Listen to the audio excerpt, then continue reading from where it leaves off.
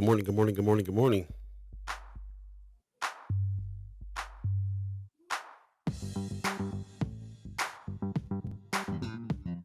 First Sky Omaha in the morning. In the morning. Hey, There we go.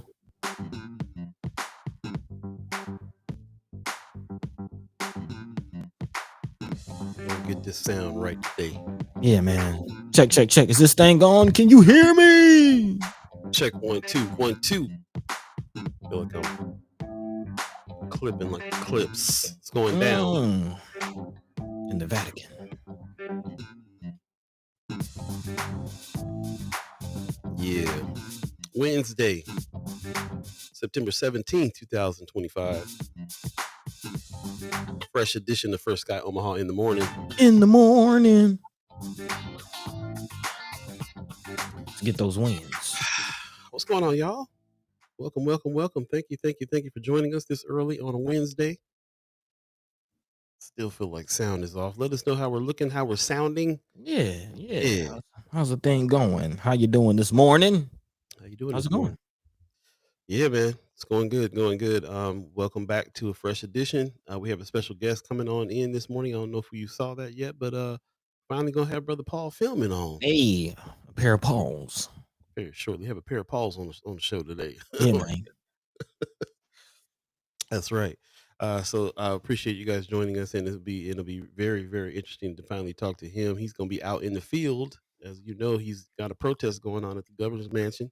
Man. So we're gonna be live from the Gov's mansion this morning. Hey, boots on the roots. Boots on the roots. Good morning. I see some good mornings already. RG says morning, y'all. Marlon Harrison says good morning, First Sky fam, and happy Wellness Wednesday. I love it. Pop says good Wednesday morning and mad love from Las Vegas. Thank you, Pops. Ariel's 402 says top of the morning from Douglas, Wyoming. Okay. Man, you out there, bro. Man, out there in the boonies. He be traveling, he be moving and shaking. Larry Keiser said, what's up Wednesday? Lots going on Wednesday. Lots going on. That's what's up. Kimber is giving us a good morning, y'all. Good morning. Appreciate you. Mama Guy says, good morning, fam. Hey. And yeah, man. Sean McCarthy's in the chat too. Good morning, everyone. Appreciate you, bro.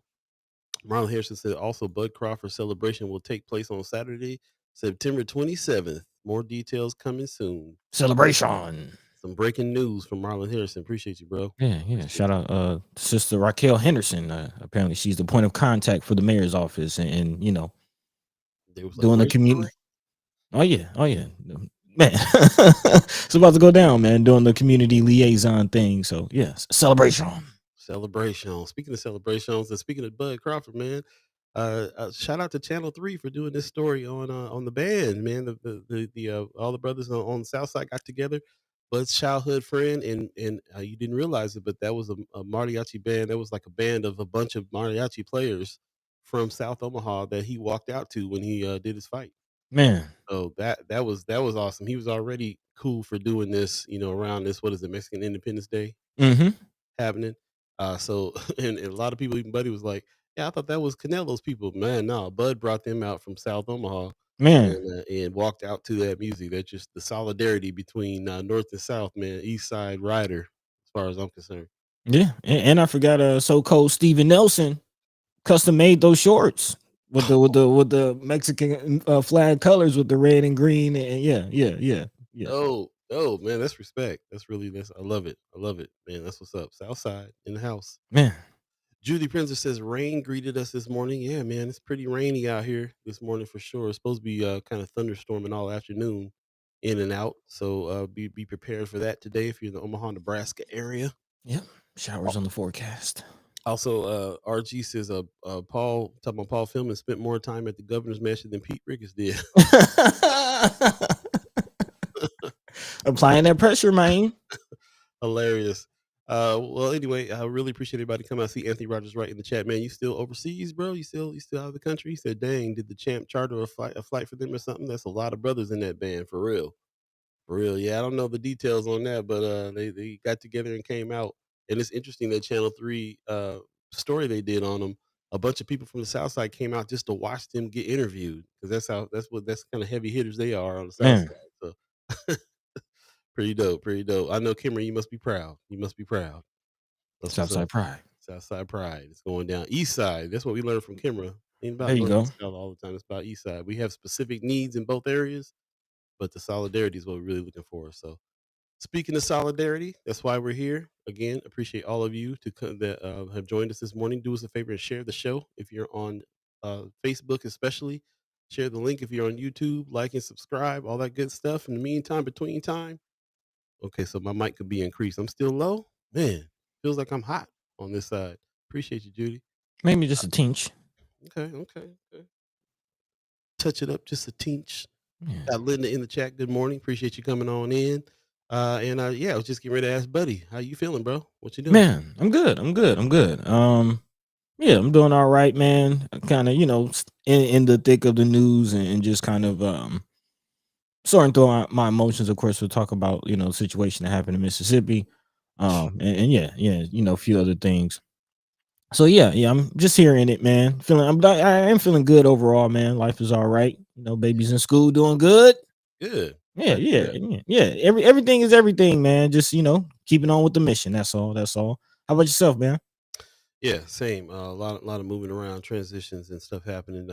My uncle passed away a few weeks ago. I was letting everybody know today's the day I got to go over to the apartment where he passed away and start sorting through stuff. So that's gonna be heavy. Yeah, So you just preparing mentally for that. It's interesting when you start learning about yourself and learning about what you do to prepare mentally for things. Yeah. It's funny to watch myself. Like, okay, yeah, I can't take them calls over here. The cognitive load's too heavy. I got to save it for man, this, that type of thing. So yeah, that's just real. just life, and man, and that's really it. So, but overall, good. We always got things we complain about. We always got things that we can praise as well. So just whatever you decide to do at the time. And today, I am happy that we can get up and do this. I'm happy we're going to finally talk to Paul Feilmann, who's out in the field, and that we get to talk to the fam here. So I really appreciate that very much. Anthony Rogers Rice says, I'm back, but on the road again in a few days, heading to Memphis to help our people prepare for Trump's occupation. Man, Going down in Memphis next. Definitely a lot to talk about there. So that's what it is. Also, Kimmer says, I don't know nothing about it. I imagine that as a South Sider. Okay. Sue Kessler hanging in the chat says it's I don't want to wake up Wednesday for me. Man, okay. I feel that. I could A have little slept a rough. couple more winks with that rain coming down myself. I A feel little you rough. big time. RG says, yeah, Mississippi and folks are already whitewashing the story. Oh yeah, Of course, we'll be talking about that. The brother Trey Reed, who lost his life when they that tried part. to act like by no foul play. We'll be talking about it. Pop says, Buddy's mic a little hot. Okay, and I'm Okay. up now. Man, we've been all this whole season doing this. You guys, are you just telling us this, or did it just get bad? Let us know. Let us know. Let us know. Kimmer in the chat says, I'm still waiting for that feeling of solidarity people are always talking about, but it's different for me. I actually live and lead, if you want to call it that, in South Omaha. Mm, It's a work in progress, Kimmer. There is no solidarity, which is why we're trying to push for push. solidarity.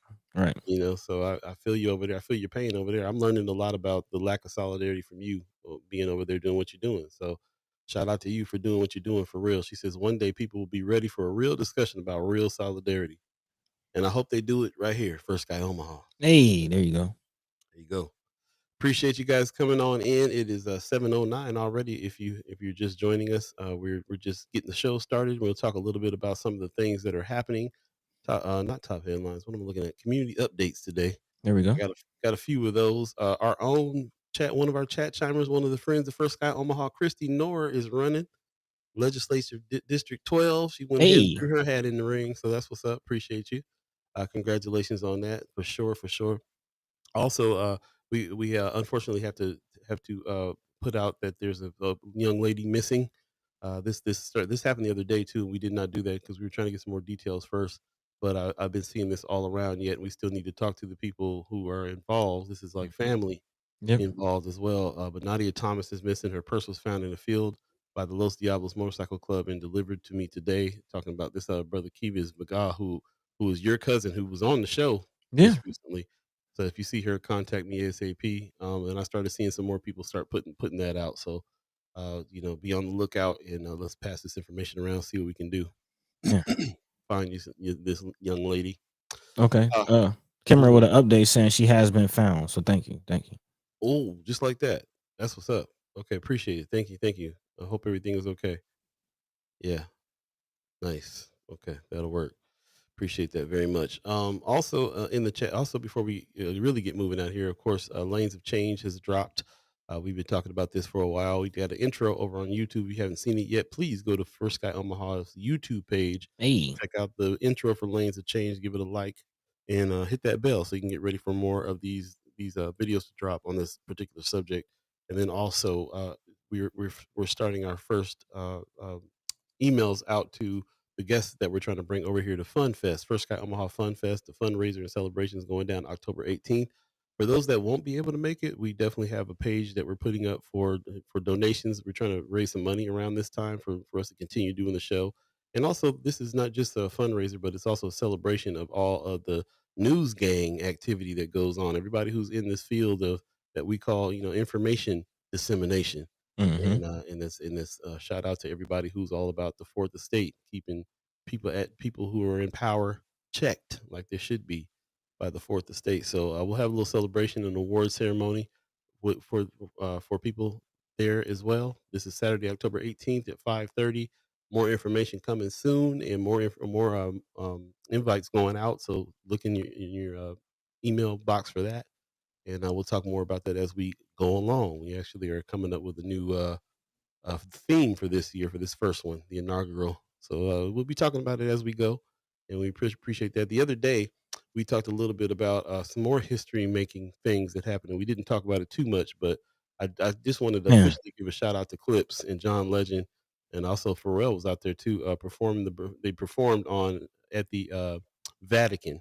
And this is Disney. I didn't realize Disney was behind this as well, but it's on Disney Plus. You can watch this performance, and this is legendary for those of you that know this kind of stuff never would happen at the Vatican. We're in some strange times, man. The Man. vocals from Chicago and Twilight Zone. really really proud of these brothers. They've come a long way, and if you really want to know the young cats who are doing music, they really want to know how a rollout is supposed to happen and what kind of work you're supposed to put in. Look at this. Look how far you can go with it, man. Yeah. So just really proud of these brothers, man. I put this on my page, man. They're decked out in some custom Louis Vuitton suits at the Vatican, and I'm just thinking about when Clips came out with grinding and Man. where things are today. It's a trip. So I just want to make sure that I give them some props and use it as inspiration. Use it as these people are really out here doing it and they're making some moves. The song about them losing their parents they got to perform at the Vatican, which was super powerful. So I highly suggest you check that out if you get a chance. Man. Man. Yeah, something to think about in a Yeah, real. yeah, yeah, yeah. Especially based on, conversations we've been having about the relationship between, children and parents and the youth that are kind of, doing things like getting into drug transactions and, other activities and, the impact that a parent's love could have on somebody's life. It's an interesting song. It's an interesting song. Really is, really is. Anthony Rogers Wright is reminding us that the Flatwater Free Press Festival is happening today at Hey. Creighton. So that's what's up. Appreciate that. They started locking down the tickets here the last couple of days. I think they always really sell out. So last post I saw was 2 days ago saying they had about 10 tickets left. I'm sure that's done deal. If you're going, I definitely suggest that you take notes when you get there. It's a festival that it really is a powerful one when it comes to bringing together, everybody who's doing any kind of information dissemination, any kind of Man. media, journalists, high level journalists from other states, Pulitzer Prize winning journalists speaking. It's going down. So shout out finally here. Join us. You got the live stream you can check out too. Go to Hey. Flatwater and Flatwater and I can't remember the name of the what's the uh what's the address. I always forget their address. I think it's flatwater.org. Let me check it out real quick. It's flatwaterfreepress.org. There you go, flatwaterfreepress.org. Thank you. And check out the festival online if you haven't gotten your ticket. But yeah, thanks for reminding me about that, Brother Anthony Rogers, right? For sure. And yeah, that's what I was caught up in our fun fest. I'm like, we starting our fest too. So I forgot to mention Flat Fest going down, but Flat Fest is definitely going down. Appreciate that very much. Also, don't forget this is coming up as well. The game night and book launch is happening on the 20th, about 3 days. Let's shout out to Ida Vital for hosting this. Really am glad they activated that space over there on Cass Street. And shout out to the House of Afro Capes and Curls, Jade, our partner over there, doing the 10th anniversary of game night and book launch. If you haven't been a part of this thing, check it out, man. This is a really big game community. I'm talking about board game community with a lot of the black what they call themselves black nerds out here, the blurs out here. Man. And yeah, it goes down. And then shout out what AfroCon is coming down the way as well. So look out for that. But shout out to House of Afro Capes and Curls for doing what they're doing in a big way.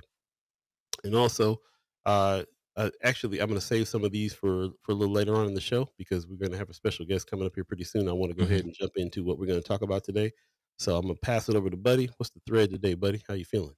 Yeah, again, there's actually a few things to talk about. Kind of jumping around a little bit, but I'm going to touch on a few things. Definitely, as Paul mentioned, we will be having Paul Feilmann coming through a little later on, and he's been applying pressure on as far as the Cornhusker Clink situation. So we'll be giving some updates and definitely talking to Paul about that, how it's looking on the front lines, but also on the back end. There's some updates. WWT is reporting that apparently Pillin finally, or at least his office, finally speaking up or giving some kind of insight on what's going on their end with the Cornhusker Clink. Of course, more questions than answers, but at least they're saying something.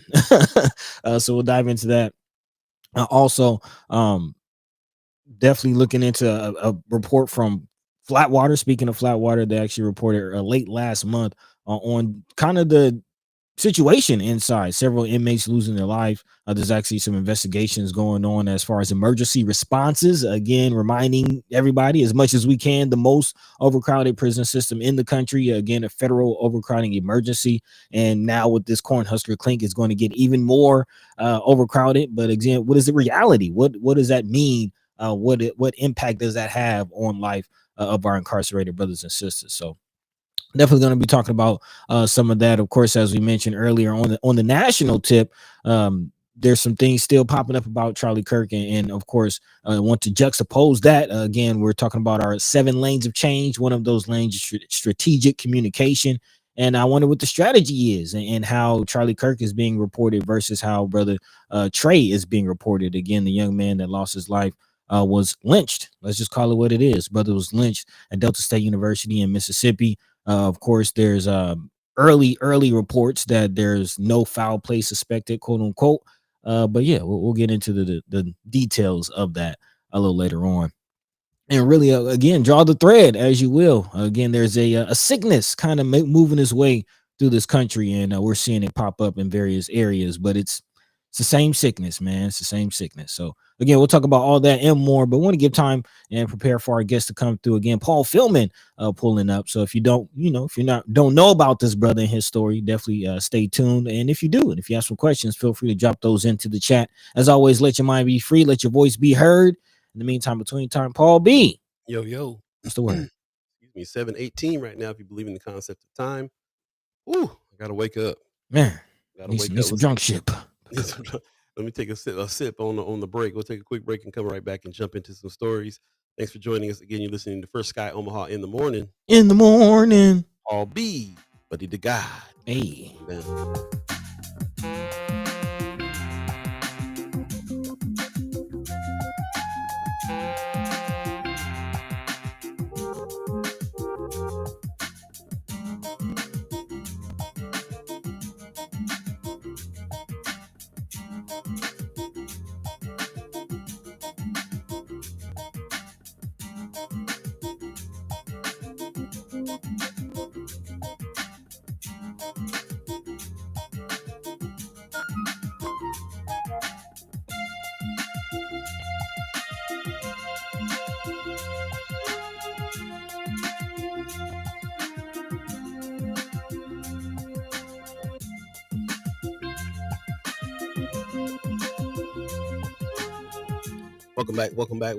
Welcome back. First Sky Omaha in the morning. In the morning.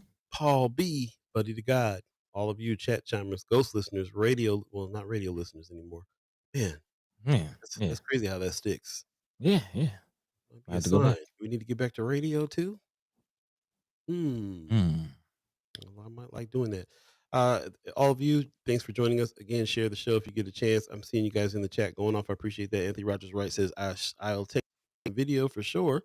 Right on, man. Appreciate that. Boost the man on the street. Boost to the roots. That's what I'm talking about. This little report going on there. Also, replenish the vocalist is on there. What's happening? He says white supremacy, selective outrage, etc.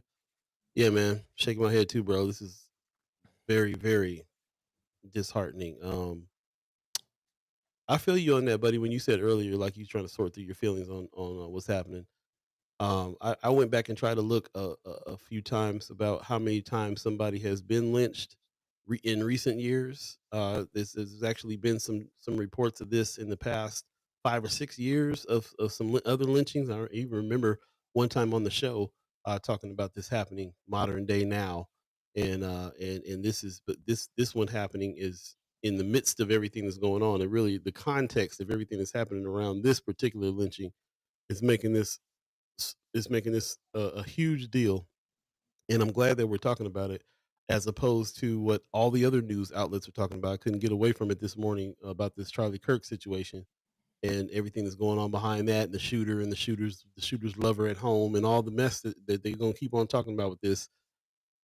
The vice president walking the Charlie Kirk's body to the plane, and just all the show that they're making over this person who got shot, and then the wars that they're kind of starting all these little wars around the country too, as if it was somebody else who did this. So the fact that in the midst of all these things happening, a young man gets his life taken in this way is it's hard to not be ready to really want to do something.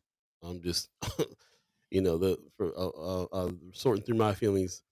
I know that when I'm sad about something, it's because if I'm mad about something, it's because I'm sad about something, and I'm definitely sad about this news and about this young man, and I'm definitely mad about how things are going down right now. So anyway, I just wanted to share my feelings with that before we jumped into it. But apologize, buddy.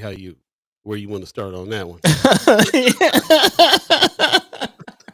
Oh man, sorry to laugh after such a segue, but Yeah, no, where you lead me with that? Where do I go? I wasn't trying to lead at that point. I realized halfway through, I was like, oh yeah, I'm not really leading him to nothing with this. I wanted to get him out.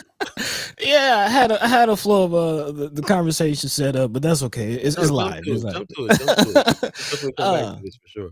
But on a serious tip, I'm with you there. I'm with you there, and I'm not paying attention to necessarily all the extracurriculars. Talk about the shooter and his personal situation, and not really paying too much attention to that. But I am paying attention to just how it's being reported, and some of the craziness that's coming out of it, because there are apparently now repercussions for people who quote unquote celebrate the situation, right? Which is a whole different aspect of the conversation, right?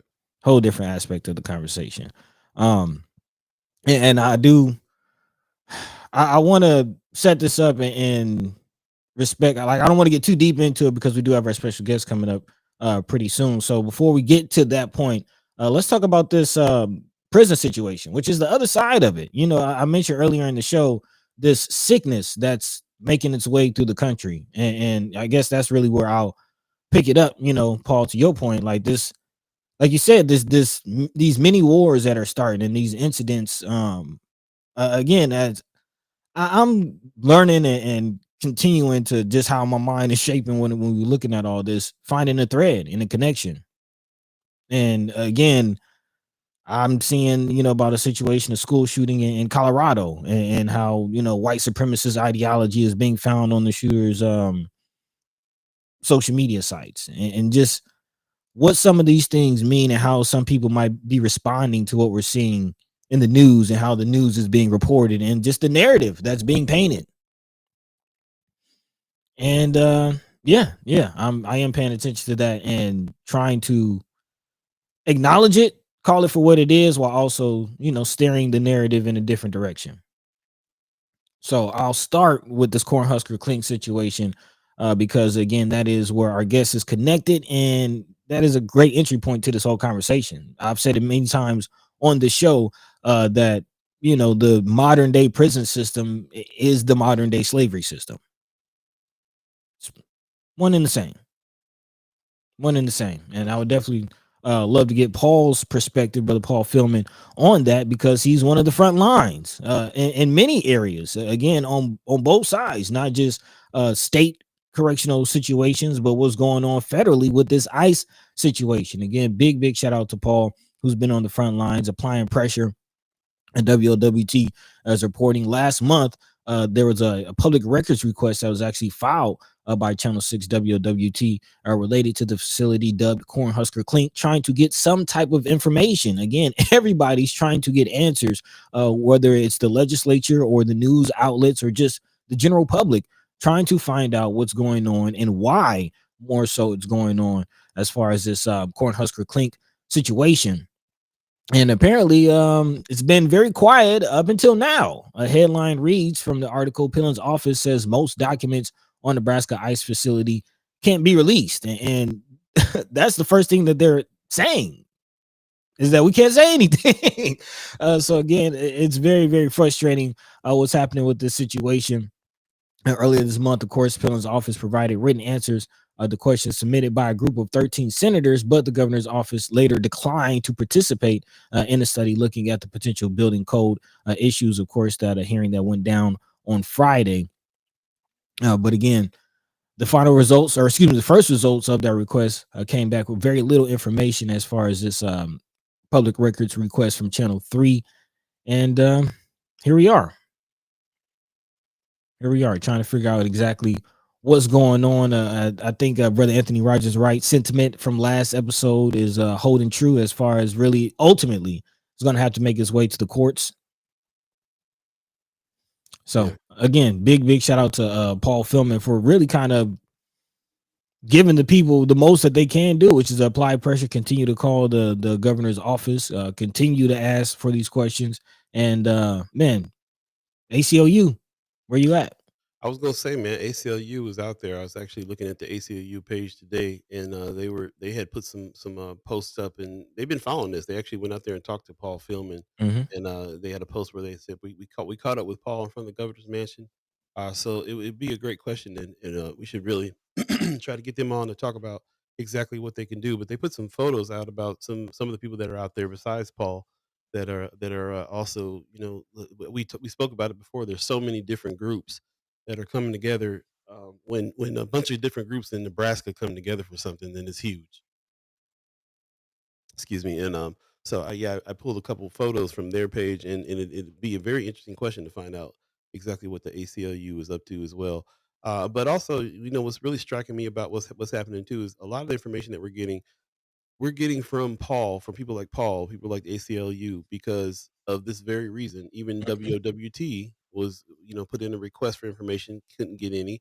The reason why all these groups are putting in requests for information is because the governor did this underground. It was a secret move that he was making, and now everybody wants to know, what do you have legal recourse for that? I think Anthony Rogers Wright last show said that too, is litigation. Also, we've been talking about litigation that needs to happen here, because this was kind of an illegal way that this got done, roundabout way.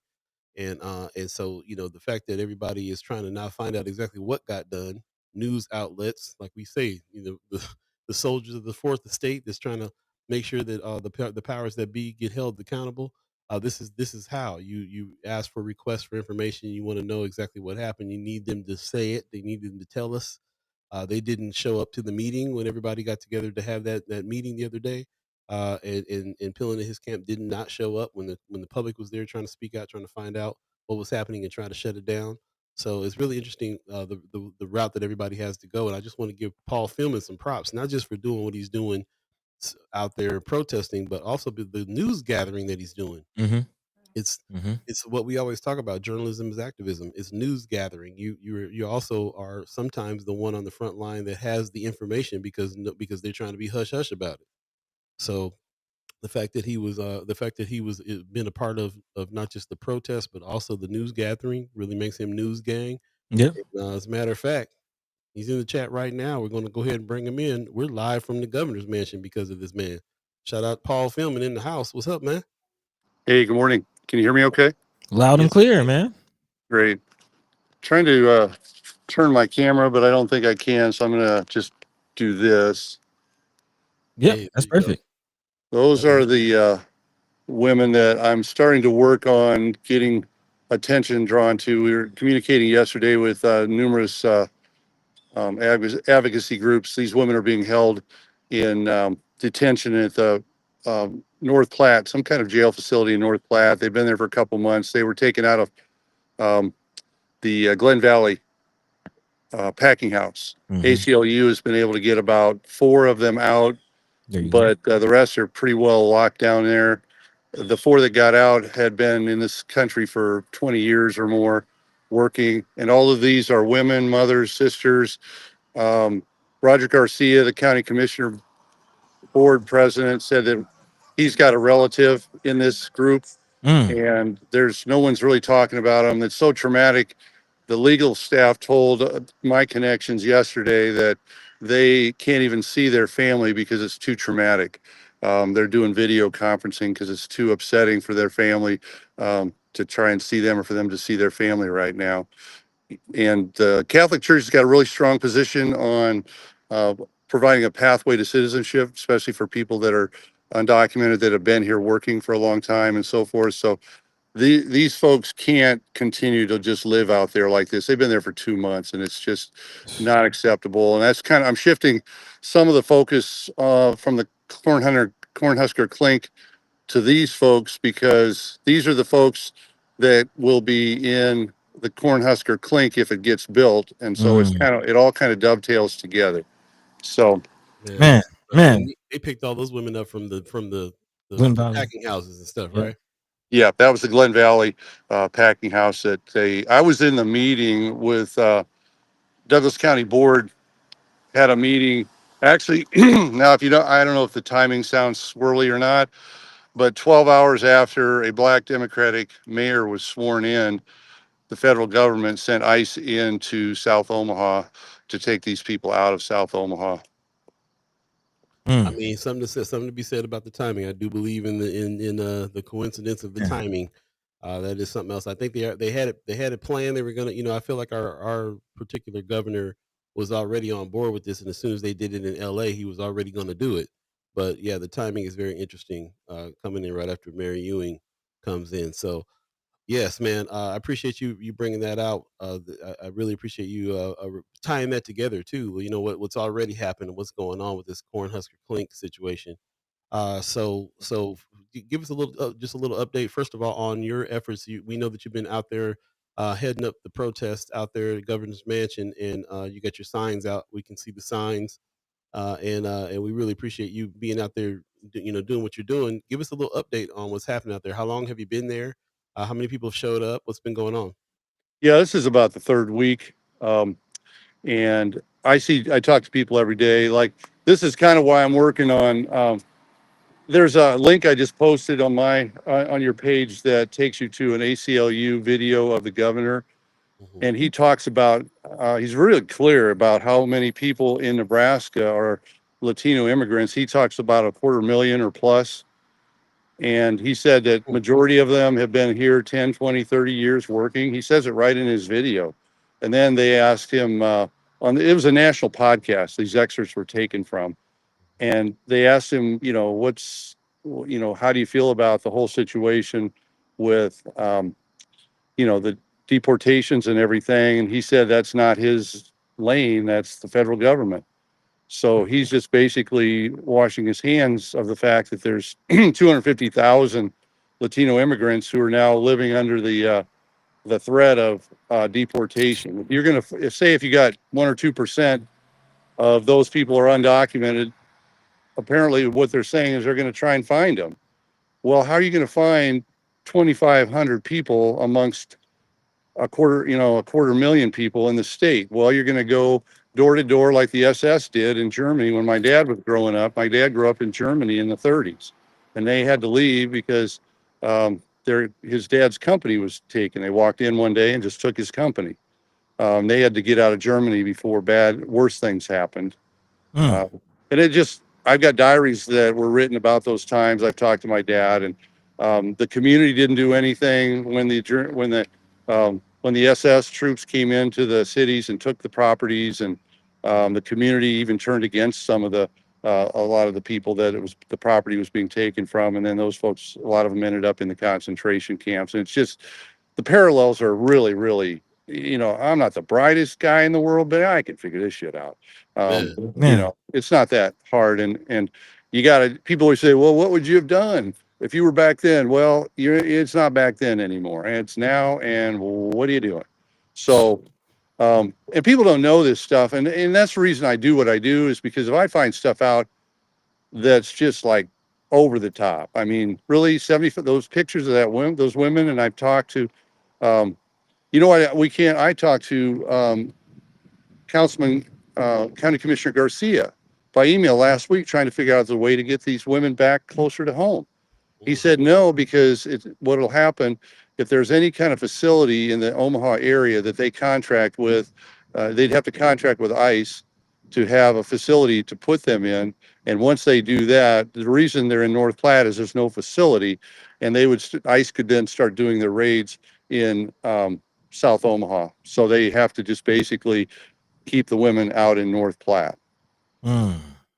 So, something that you just said to me kind of struck me. I'm kind of hanging on it when you were talking about what happened in Germany, and I'm thinking about this campaign they had against the Jewish people in Germany, and how we all know the stories now about how the Holocaust started, and how they went in and knocked on the doors like the Gestapo, and went in and took their property, and there was all these people that were in the country that were saying, yeah, get them.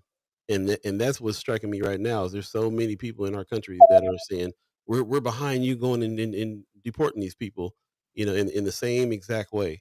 And it's pretty scary that, what it is. We are at that time where if you one of those ones that can get out, this is where I've been hanging on. I've been hanging on. This is a book called Germans No More. It's diaries of people that lived in that time that were, it's the time that my dad was there, and there's diaries that they have in an archive in the United States. They put them into this book, and you can read what the people were writing about at the time. And then if you go to this book, it's called The Aryanization of Hamburg.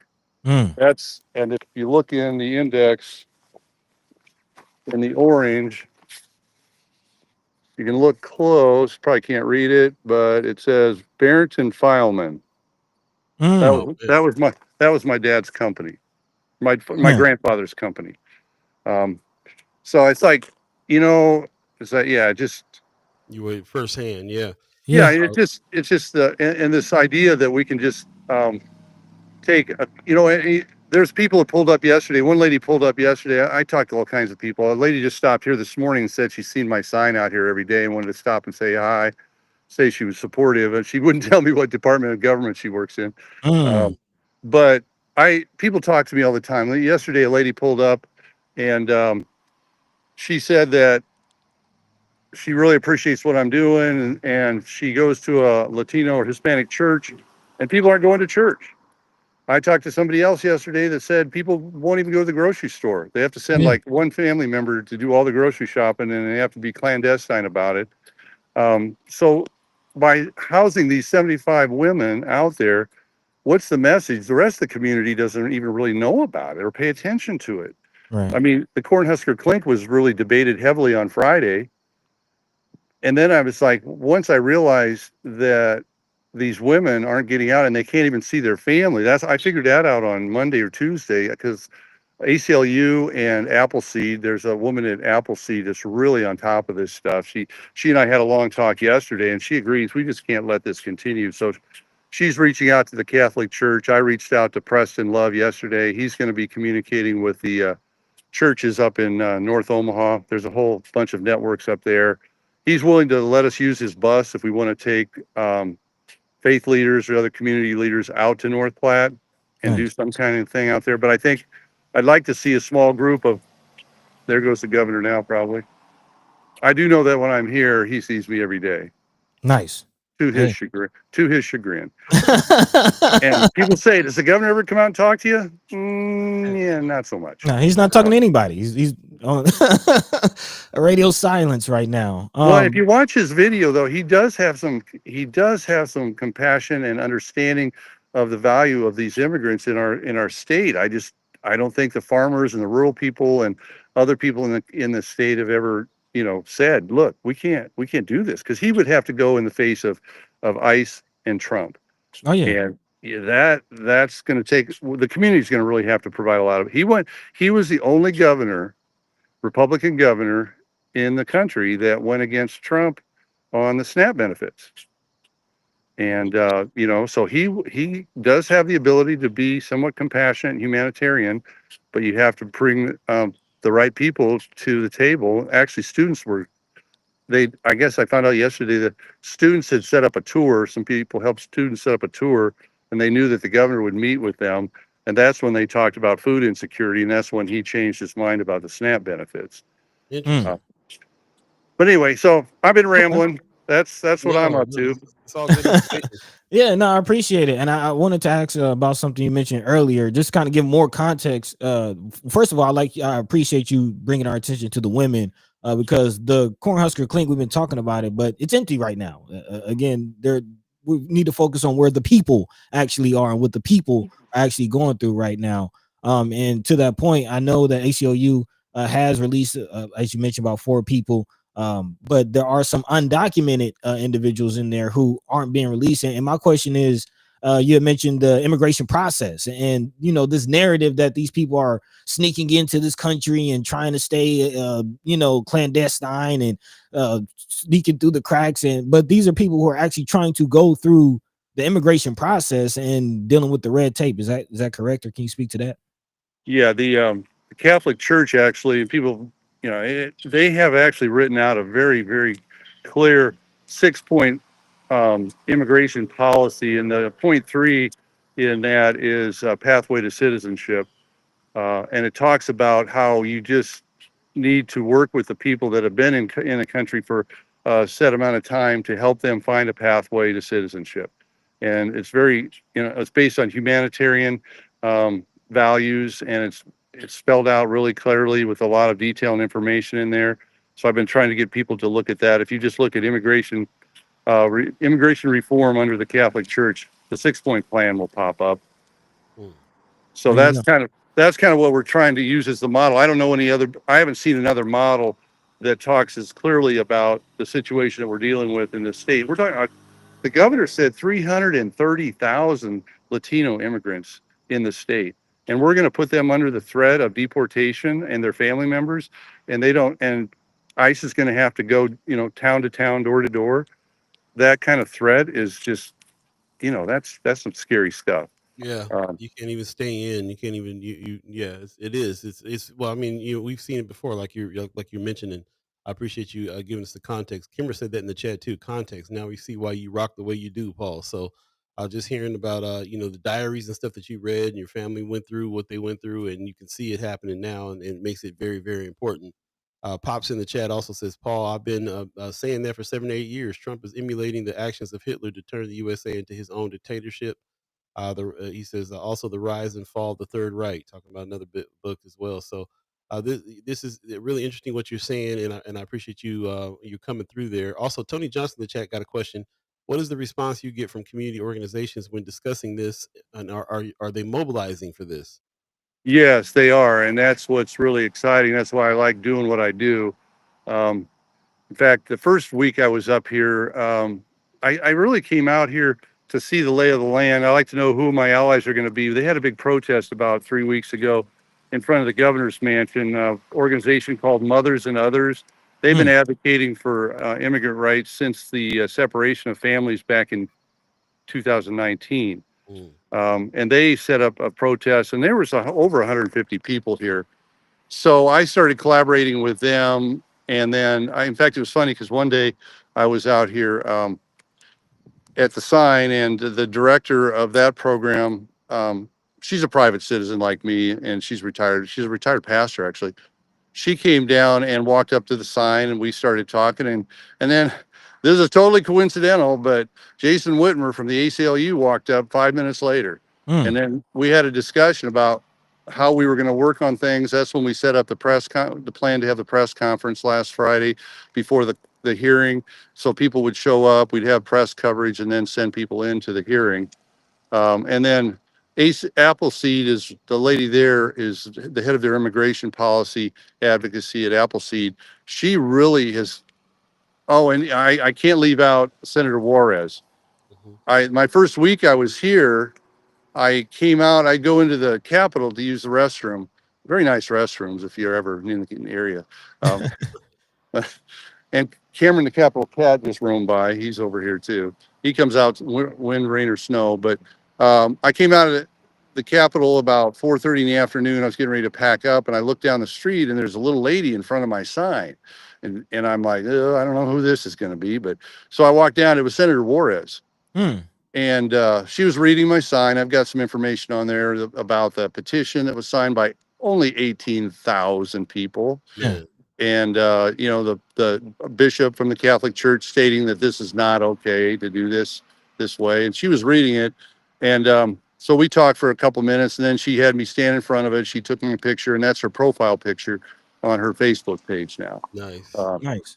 And she's the one that's been telling me about the contact out in the facility in North Platte. There is a reporter that I think is covering that.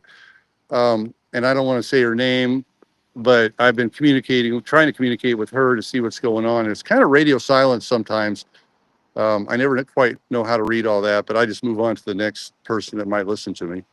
I will say yesterday I was sitting here and some gentleman walked up, pretty well dressed, nice slacks and a white shirt. And I didn't even notice him. He was looking at my sign for a little bit. And I looked up and he goes, is this you? Is this your stuff? I said, well, yeah. And so I did my spiel, which you guys just heard. And he was the editor for the World Herald. Oh, wow. And he was going in to have a meeting with the governor. Not related to this, but and I haven't heard anything more. He thought there might be some coverage coming out of the World Herald on this, but Preston is really working it. And I think the people from the Appleseed are reaching out to people that we think can make an impression on the governor. I think it would be nice to get together and do some strategizing with different faith leaders like that, but then also set up a time for some of them to meet with the governor in private and have it to talk like the students had about the realities. Yeah, it seems like you have a pretty good positive idea of that if you sit down and talk to him, he may listen. And you're taking that from the example of the students. Is it there been any sit down to talk to him about anything thus far on this particular subject? Not that I'm aware of, but you know, I don't know everything. I don't know a lot of anything. You know more than us, bro. You out there doing it. If you're just joining us, 7:48 right now. If you believe in the concept of time, we're out here with Paul Feilmann.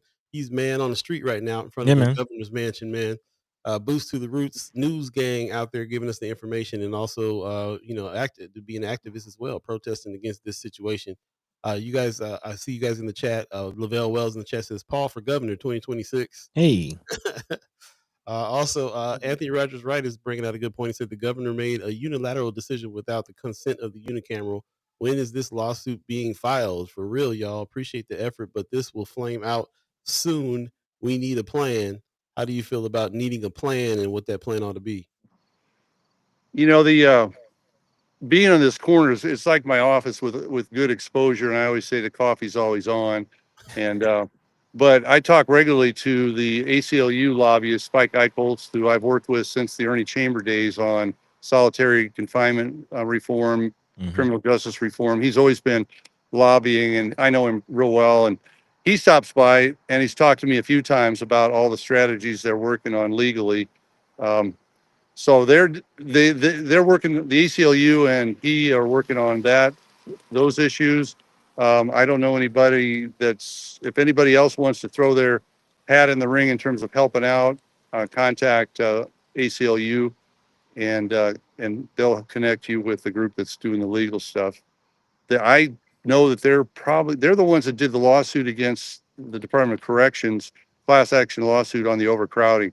I followed that case for 4 years before it got dropped in federal court. But They're usually pretty aggressive in terms of trying to find the legal avenues to throw some barriers out there. Man, and I kind of wanted to dive into that a little bit, just the bigger conversation of Nebraska's prison system. I know, we can keep going on as far as the federal side in this ICE situation where we are now, but you've been front lines with it for, as you mentioned, years now. Can you kind of speak to where that status is as far as the state of Nebraska's prison system and why you think it's so important to fight? Yeah, I just talked. It's kind of funny because when I did this 5 or 6 years ago, we were facing a possible riot due to overcrowding, and that's when Ernie Chambers was working on things, and he and I kind of collaborated. In fact, I went in to see him because it was in the wintertime, and it got really cold out here. I go in there. Sometimes I'd stop in his office, and one day he wrote an Erniegram to the governor about the overcrowding crisis, and he had some letters to the editor that were written, and he just took them and put them into his Erniegram, and he showed it to me, and I looked at it and I said, well, you know who this guy is? There was somebody who had written a letter to the editor, and I said, it's me. Ernie thought it was pretty funny. But at that time they were paying guards $18 an hour. So Ernie and I both knew that you can't keep people safe if you don't have any staff. But back then you had solitary confinement being used for over 300 people. I worked with James. He's the ombudsman. I can't remember his last name. Justin and Tony Vargas and James, and I had talked to Tony Vargas about the solitary confinement, and a bill got introduced and passed to restrict the use of solitary. But James stopped by yesterday. In fact, he and I worked on that bill 6 years ago, and he stopped by about 5:30 last night, and we had a talk about the continuing conditions in the prisons. I always trust guys like him and Doug Kobernick to tell me what's really going on, and yeah, he said it's bad. So let me ask you this. This is something that I've been wondering about you. You're kind of our correspondent when it comes to the prison situation. You've been an avid Chad Chimer and an avid well, person. I take, I get a lot of my information from Terrell too. Terrell is the biggest. Terrell is beyond. I mean, the work that guy does to support residents of the correction system is I can't say, and I idolize what Terrell is able to do. He's like the ever-ready bunny of doing this stuff, You're talking about Senator McKinney. Put some respect. Yeah, Senator McKinney. And so he goes in there and is advocating for them all the time. Yeah. But it's a passion of yours too. I noticed that I'm wondering about the connection that you have. Why you're so passionate about digging into the news and really kind of fighting for the rights of people that are inside. Where does all that come from? Well, when I retired, and I'm just doing what you guys do. I mean, why do you guys get up and do what you do? I mean, yeah, you're not doing it for shits and giggles. I mean, you're doing it because you think it's going to make a difference in the community. And that's all. I'm retired. I mean, I got no excuse. And I worked in mental health for 25 years, trying to help people dealing with all kinds of issues. And once I started, I thought I would just do some of that stuff in my retirement years. And I was volunteering over at an elementary school, and I found out how many parents had been incarcerated of the kindergartners. And so I went and met with Doug Kobernick and some advocates down in Lincoln and found out about the prison overcrowding. And then when I started volunteering inside the prison, in fact, I'm going to be going in there again next month. There's been some staffing problems, but I've been going inside and working with a self-betterment club called 7 Step. The guys run it themselves. I'm just like, I go in there to give them support. And I've been doing that for 7 years. That gives me some insights. But then I found out the conditions, solitary confinement, it is horrifying. It's torture. And these guys are being tortured like that. And once I learned about that, then I couldn't not advocate around those things because the conditions were so bad. And I've just kept that connection since then. But yeah, there's been other issues. I did get, Senator McKinney and I got 50 copies of Malcolm X autobiography into every state prison. Because I just feel like the guys, if they had access to that, I've talked to 2 or 3 guys. My neighbor told me he got out of prison. He had some drug charges and stuff and was in prison, and he got out after my vigil. And I asked him, I said, I'm going to get the Malcolm X book into the prisons. He goes, oh, that book saved my life. Shakur said the same thing. Shakur just, and this is separate conversations. They always say the same thing. That book saved my life inside. Right. And Malcolm's story, if you read the biography, it's, his time in prison is when he really started to change his life, reading and educating himself and so forth. But yeah, getting those books inside I felt was like a big deal. The director was leaving and we had a press conference, and it was funny because the director showed up and he said he read that book when he was 12 years old. Wow. So yeah, and then there's other connections. It's poverty and racism. I've gotten quite an education on the history of this country and poverty and racism, how it's affected North Omaha. Followed leaders like Sherman and Kasim and you guys and other folks. Kimra's done a lot of stuff. I try to build alliances and relationships and learn from everybody I can. I feel that. We really appreciate you taking the time in your retirement years to do this fight. And a lot of people are trying to get right near the beach and go hang out during retirement. So you chimed up with the fight with your time. And we always talk about that because there's a lot of people here that are working class. That people we all got to have these jobs, and we don't have time to really go out and do stuff like be at the governor's mansion all week long. And thank God for allies like Paul Feilmann who can do that. And so now we're getting a little bit of backstory about why you can, how you can, and also what your motivation is to do it. And before we move on, I just really want to tell you we appreciate that from you. Yeah, I appreciate a chance to talk with you guys. And like I said, right now, that situation with those women is, I just think that I'm going to, anybody that's watching and picks up on this can start reaching out to faith leaders. I think faith leaders are the ones that are going to make the difference in this thing. 110 pastors signed on to a letter that was turned into the committee on Friday.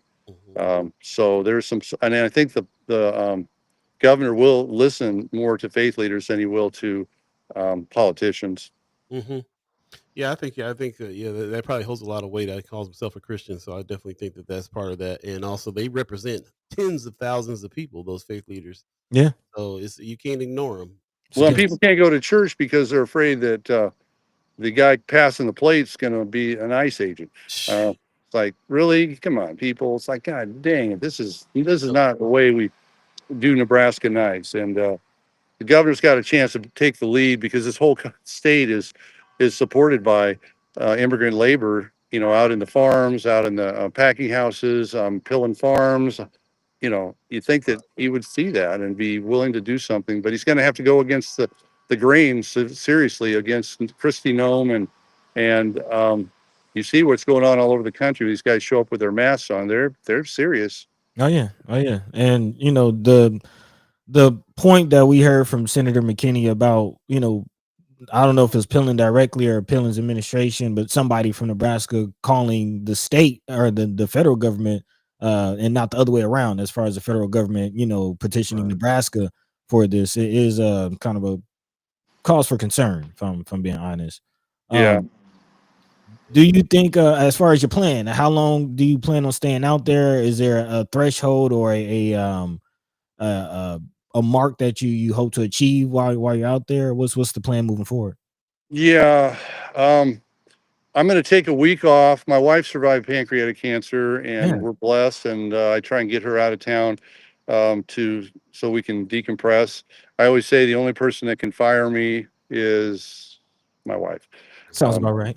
Yeah. So I got to make sure she's not going to fire me, but we're going to get away and go see a friend out of town next week. And then I'm going to come back. This situation with the women is clearly a mountain that we're going to have to climb and we're just at the bottom of it. So my guess is I'll be back out here. I always say, hopefully before the snow flies, I can quit, but the prison overcrowding one, I was here till December. It was like 4 months. But I get, it's free office space, Capitol Police like me. And I got nice scenic background there. Everybody thanks me for being out here. I mean, everybody comes by, will stop and talk to me and ask me why I'm doing it, what's going on. Thank me for being out here. Most people are really supportive. I try to do this stuff in a way that doesn't irritate people too bad and keeps me motivated because I got people that'll buy me lunch and, people share stories. When I did the prison overcrowding, there were mothers that worked in the building that would always make their loop when they're walking and stop and talk to me because their son or daughter had been incarcerated. and they were just always appreciative of what I was doing. So they would always stop and talk with me for a little bit. So it's pretty rewarding. It's like what you guys do. I'm sure you get some reward out of getting up at 2 a.m. and stuff. Feels like it. Feels But like it. yeah, I drove a UPS truck my last 7 years before I retired, 12 hours a day. I mean, does this look like anything close to that kind of work? No, Man, it's not. I can tell you. So you can do this with ease. Well, we really Yeah, appreciate it, so man. it's trying to make the community better, and that's all you guys are doing. I'm just trying to find an angle that I really believe that, like you said, people are working. If people know about those women, I think there's a lot of people in the community that would say something about it. And my Right. job, what I try and do is get a sign that gets the message out and find a platform that gets media attention. I mean, where else am I going to sit here and have the editor for the World Herald step up? I Right. mean, Right. man. Right. that's just sitting here, That's So what you call strategic communication there. yeah, I did the bed bug lawsuit thing, and by the way, we are still working on a massive lawsuit. The Yeah. first court hearing was 3 weeks ago.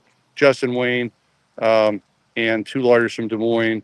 We're waiting on the judge's decision on the first hearing, and then we're going to continue to proceed to try and get inspections. That's just a long, drawn out process, though. Yeah. Man, Paul, fighting a good Yeah. fight. Fighting the good Thanks, fight, man. Kimmer's, appreciate it. Good to see you guys. I don't know if if you're seeing Kimmer's question. She says, Paul, send me information. I'll present it to my social action commission at church this Sunday. So get some more faith leaders involved there. Yeah, and that's Preston is kind of doing the legwork. If you want to connect, Preston's really working to connect with faith groups, and people can reach out to him as well. But and everything I do is on my Facebook page. You kind of see, I use you guys as platform. I appreciate using your platform to put stuff out. I got about 6 or 7 platforms that I put stuff out on every day, and people follow it, so I'm like excited. They reshare it, and that way I at least know somebody isn't out to hurt me. Well, we're definitely not, man. Really appreciate you coming through. Good luck out there, and we'll definitely. I'm sorry that we haven't checked in with you earlier than this, but we'll make it a regular thing to check in with you again. So stay Yeah, tuned. the senator's doing great work. I mean, I try and reinforce everything that Senator Roundtree, Senator Spivey, and Senator McKinney, they're doing amazing stuff. I mean, this kind of an effort is kindergarten stuff compared to the serious stuff those guys are doing. So Yeah, appreciate that. Well, again, the fact that they also need people that are boots to the roots here. So it's not just the work that they're doing, but it's also the support that they get from people like you that are out here doing the thing too. So really appreciate all your work. And as I knew it would be, there's a lot for us to talk about and catch up on. So we'll have you back, and we'll do that again for sure. okay, thanks guys, appreciate Right it. on. All right, Have a good see one. ya. Thanks. Peace. Looks like we lost, buddy. What's happening? We lost you. Looks like we lost Buddy. Working on some tech be teching. We're working on it. Sorry I didn't get to everybody's comments here in the chat while he was on, but yeah, tech is teching right now, so we'll figure that out. In the meantime, between time, we'll go to a quick break, and we'll come right back and jump back into it. You're now in the second hour of First Sky Omaha in the morning. In the morning, I'll sing it myself. And yeah, we'll jump back in and have some more discussion and get to it. As a matter of fact, there's a couple things I want to talk about. Really want you to stay tuned because there's a post that Brother Marlon Harrison put out from a Janelle Mitchell about some situations with kids at Howard Kennedy that I want to talk about a little bit. And also, there's a situation that, brewing right now. Alyssa Morrison's daughter was had some issues with some law enforcement, and she put a post out as well. These are some of the things I want to come back to and read a little bit, and of course, we'll talk a little bit more later on about this $40 million that is going for this to go to what they call affordable housing. And we'll talk about that when we get back as well. So stay tuned. Again, you're listening to First Sky Omaha in the morning. And my name is Paul Beee. We're waiting on Buddy to come back. He looks like he got some technical difficulties. His electricity probably went out, is what usually happens when it's storming, and it just will pop off and then he's gone. So Check. Oh, here he is. He's coming back now. You there, buddy? Yeah, you called it, man. Electricity went out, right? Yeah, man. This power grid is yeah. Yes, and it's storming over here. So I was like, I wonder what's going on that side. Man, So yeah, yeah. we'll take a quick break, man. We'll get it together and come on back. Stay tuned. You're listening to First Sky Omaha in the morning. In the morning. All Beee, buddy to God.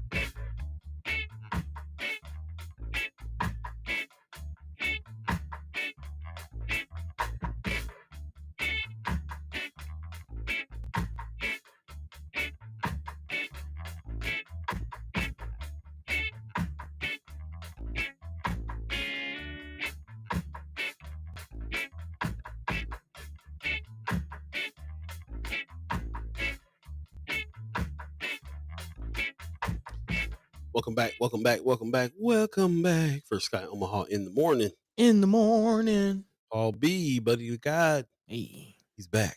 Man, sorry about that. It's all good. It's all good. We'll get it together. We'll get it together. Yeah, technical difficulties, but we try to work through them on the go. I appreciate everybody that's back here and has stayed with us throughout this presentation here this morning, and then on to the second hour.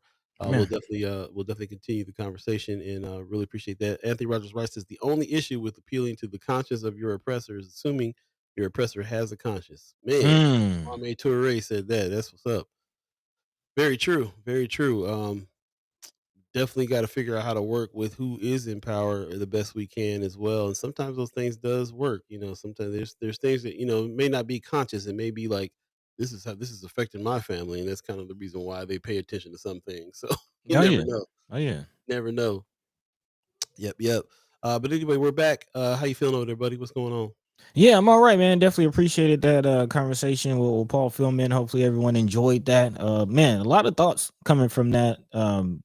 I appreciate that he drew the parallel between, what and that connection, like with his father and actually being directly connected to Nazi Germany and what was happening in that time, like in the era. Like he is a product in many ways of Nazi Germany, the fears and just how he ended up here.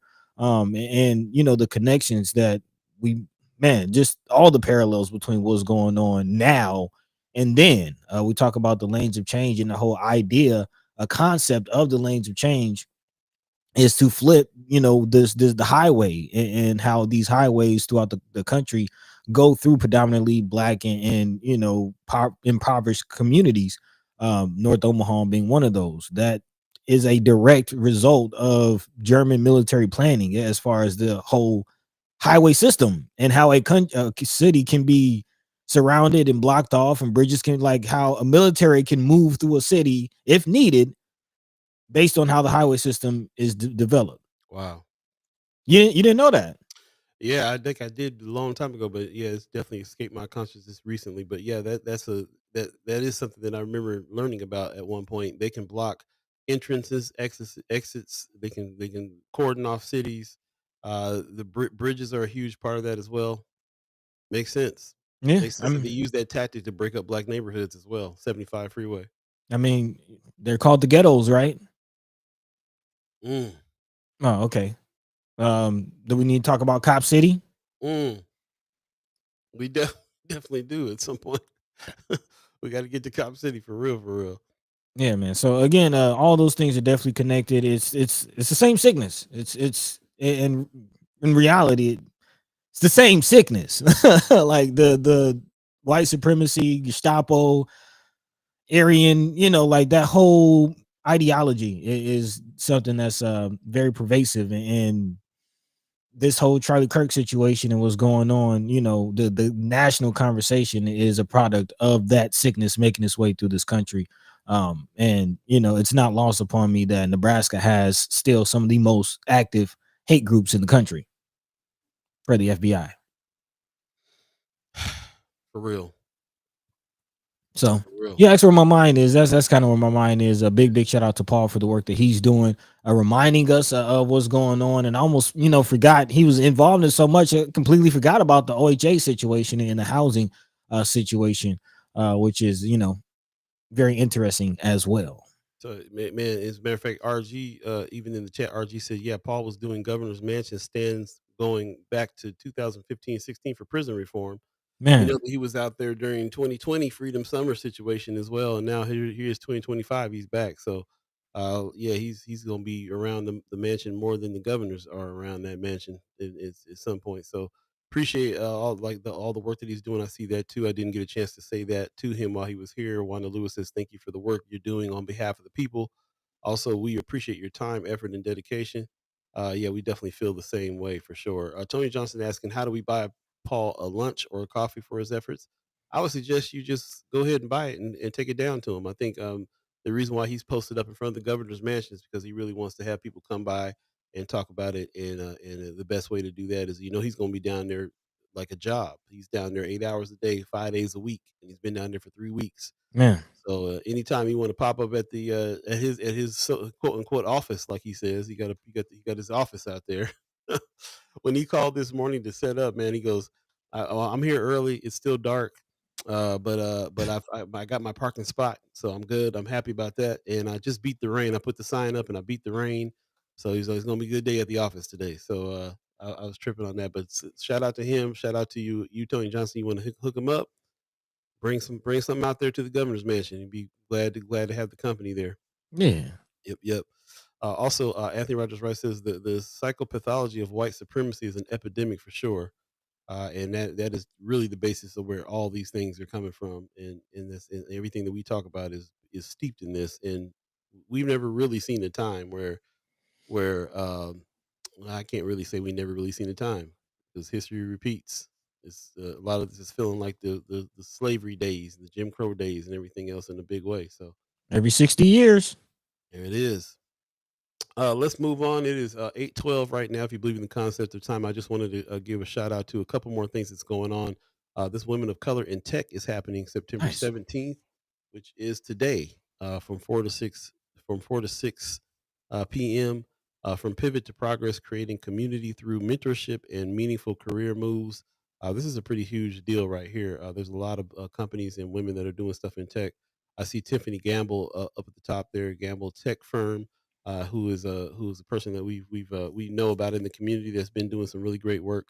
And so definitely check this out. You can register now. We'll put this in Friends of First Sky Omaha. You can hit that QR code and register for this. It's going to be at Don't Panic Labs, 330 South 21st Street, Mm. Suite 200 in Lincoln. If you're going to be out there in Lincoln, so we're going to definitely check this out and celebrate the women of color in tech in a big way. Appreciate that very much. Also, we got a notice from Senator Terrell McKinney about this North Omaha Turnback Tax Committee.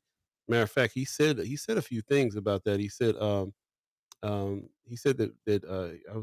think I had a here it goes. Turnback Tax Committee meeting. Due to recent changes at the Department of Economic Development, Senator Spivey and I would like to request a meeting with your team. Our goal is to ensure the funds are expended on time and in accordance with the intent of the legislation, preventing any potential drawbacks as deadlines approach. So this is they got some concerns about organizations like our organization won some money from the DED, and there's a bunch of them out there that have, and it's been a little bit of a struggle. It's been a thing to be able to get things happening on time. DED, there's certain parts of the DED, certain workers over there that are working hard to try to help people. There's also all of us that are really inexperienced with how we got to work with Department of Economic Development on anything grant related, and there's a learning curve there. And then there's also a change of hands and leadership and workers that are over there that happen so many times that things fall through the cracks. So they've been very concerned about this and decided that they are going to step back up and make sure that this turnback tax money is still coming like the way it was supposed to. If those of you don't remember about that, Senator Justin Wayne, Senator Terrell McKinney were helped get $400 million into North and South Omaha, and it was through this turnback tax situation. So the DED was the ones who got the responsibility to dole that out, and that's when some of the trouble started. So they're here to try to get with organizations that have been involved. If you've been involved with this, then you definitely should check this out. September 29th is going down at Metropolitan Community College, building 10, room 110. There'll be more information about this in Friends of First Sky Omaha. And if you are an organization that this will affect, I'm sure that Senator McKinney has already sent you a letter. So check your inbox and get ready for this meeting so we can figure out what's going on there. Also, I saw Christy Nor give us a good morning this morning. She's again running for Legislative District 12. Love it when a Chad Chimer and a friend of First Sky Omaha throws her hat in the ring. So shout out to you, Christy, in your campaign. I know that you got some good people in your campaign camp, and we'll be talking about that more. I have to have you on the show to talk about why you decided to run and all that good stuff. Really want to hear about what's going on there. So there you go. Also, Wanda Lewis in the chat is saying, I met Paul in 2015 when he expressed his concerns of some environmental issues with the city. So he's all over the place, environmental, prisons, all those things. RG said, kind of surprised I don't see LaShawna Dorsey's face on that flyer. I was a little surprised too, but I'm sure she's got something to do with it behind the scenes like she usually does. So yeah, we'll see that. She said, I'll keep that in mind next time in Lincoln. Omaha is easier for some, most definitely. But you know, Lincoln is a hop jump away, and I definitely think it's that at some point we got to get down there and support what Paul's doing as well. He's getting a lot of support, a lot of people out there supporting him there, and also driving up from Omaha too. So not really worried about it too much. Yeah. Uh, I do want to before we get to the next subject here, just put this out there. Shout out to Marlon Harrison for putting this in Friends of First Sky Omaha news gang. Marlon Harrison is doing some things, man. Man. He'll be a reporter soon. This is a post from somebody named Janelle Mitchell at Howard Kennedy Elementary. I don't know if you know who Janelle Mitchell is. Somebody in the chat let us know. Said, this is a call to action. Our children are out of control. I'm a staff member and I have children in OPS. The teachers and staff needs parent support. Your child is not learning anything because they can't. Teachers cannot teach without being disrupted and disrespected. If you are a parent or related to any children in OPS, pop up on your students' classes. Come unannounced and unprompted to see what the hell these kids are raising. See the hell these kids are raising. It's not fair to the staff or the students that want to learn. If your child needs medication, get it. There are resources in every school that can get your family the help it needs. Stop standing by and letting these children run you and these schools.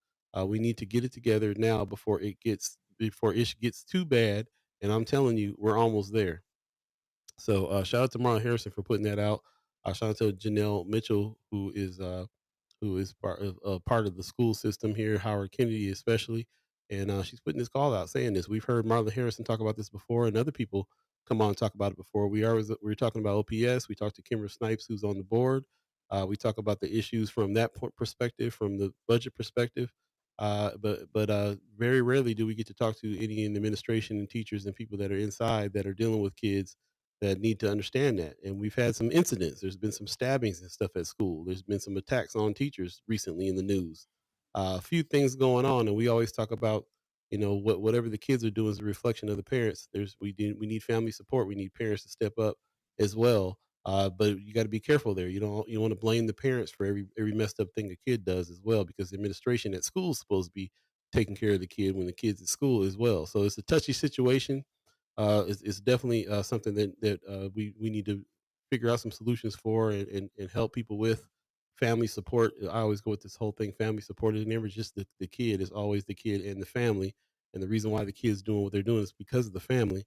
So family might need support. This is a good idea. Just pop up on your kid's class to see what's going on, and get some more reports. We need more reports from teachers and administrators and people that are in the schools that are feeling disrespected by kids all the time, and whether or not that's something that can be solved within the situation, or if outside group need to come in and figure it out.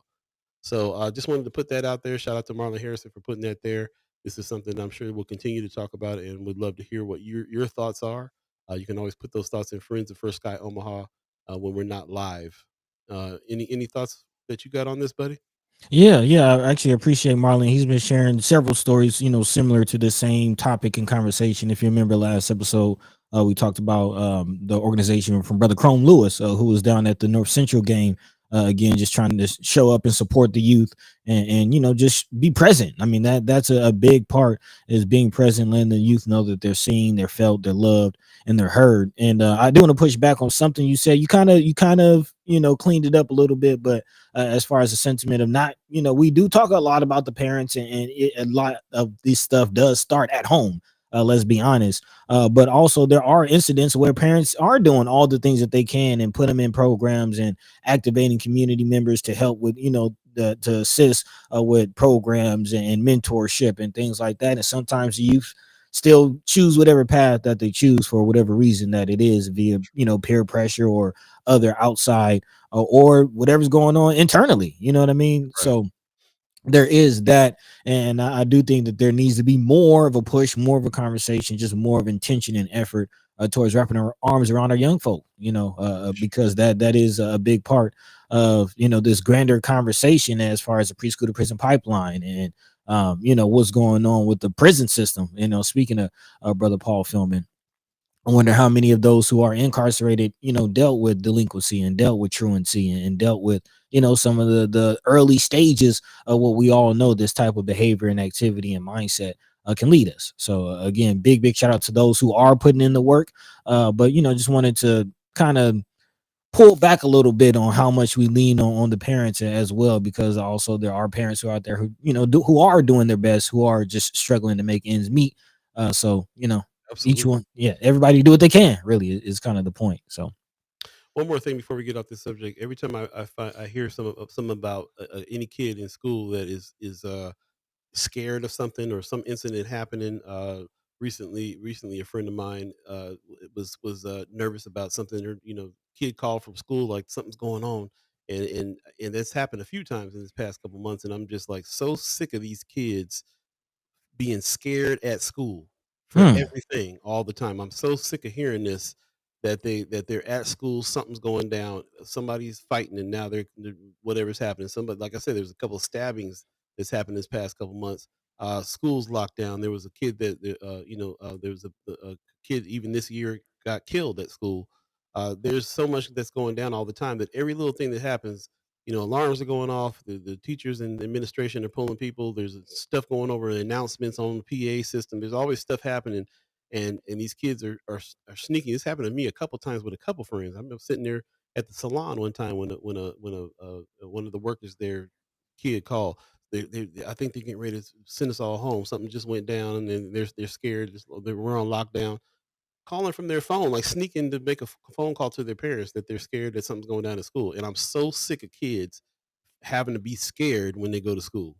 I'm so tired of this. And my mind immediately goes to, we need to I want to put together. I come from a product of a private school. My family put together a private school when I was young, and that was my first few grades, was at my family's private school. And so I immediately go to, we gotta put some of our own thing together because this is crazy. But of course, from what we have learned over the course of doing this show and talking to people like Kimmer Snipes, even if we had a private school, there's still the majority of the kids are going to be in public school, and something needs to be done inside public school as well. But this this this whole culture of, first of all, they got to deal with being scared. There's going to be a school shooting. They got to do drills. The elementary kids, doing drills for active shooter drills. Uh, all the way down to fights, all the way down to prosecuting 9-year olds because they got in a fight, something happened. Like, there's always something going on, and you hear about these big incidents, but you don't know about the daily things that kids are doing. They're talking about taking phones away from kids as well. Like, hmm, every time I hear anything about phones with kids, it's them calling their parents like, something's going down at school. I'm scared. Come get me. And that's what I'm getting very tired. Like, I'm so tired of that mess. It's crazy. I'm so tired of that mess. I want to pull my young loved ones out of school and be like, really, we homeschooling, or we gonna start our own school. We gonna do something. That's where I go, because it's inevitable that these kids are gonna have to deal with some mess like that. It's inevitable nowadays. It used to be one-off incidents back in the day. Nowadays, it's inevitable they're going to have to deal with some kind of mess, even if it's just the active shooter drills that they have to go through. That's causing fear. It's ridiculous. It's ridiculous.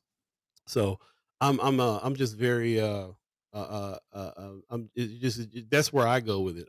That's where I go. I go naturally go to like I want to put my own private school together and have our and choose the folks that are coming and choose the security team that we have around it and so on and so forth. Like just immediately wanting to keep the kids in my family safe. Like immediately go to I got to pull them out. We're not dealing with this. This is where I go with everything. This is where I go with this country as well. Mm. When I hear about stuff like that, I think of myself as one of these cats that back in the Holocaust days saw something coming and got out of the country.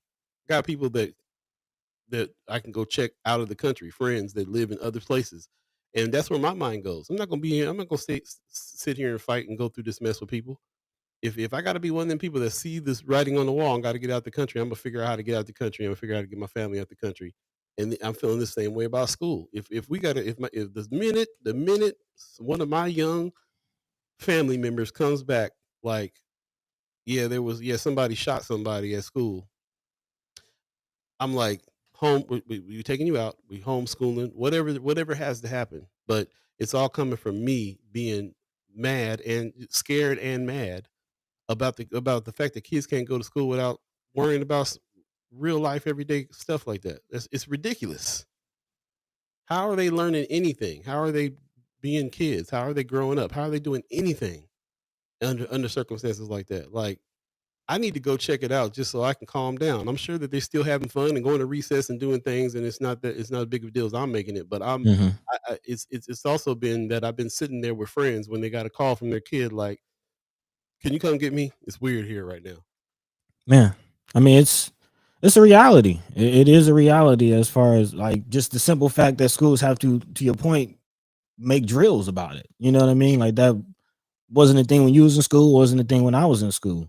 But yet here we are, and it is something that I think about as far as just society in general. All these stories we talk about, and what that means for like what it means to be a child in today's society, and what that looks like, and you know, yeah, it doesn't look like we're making a safe environment for the children, which is a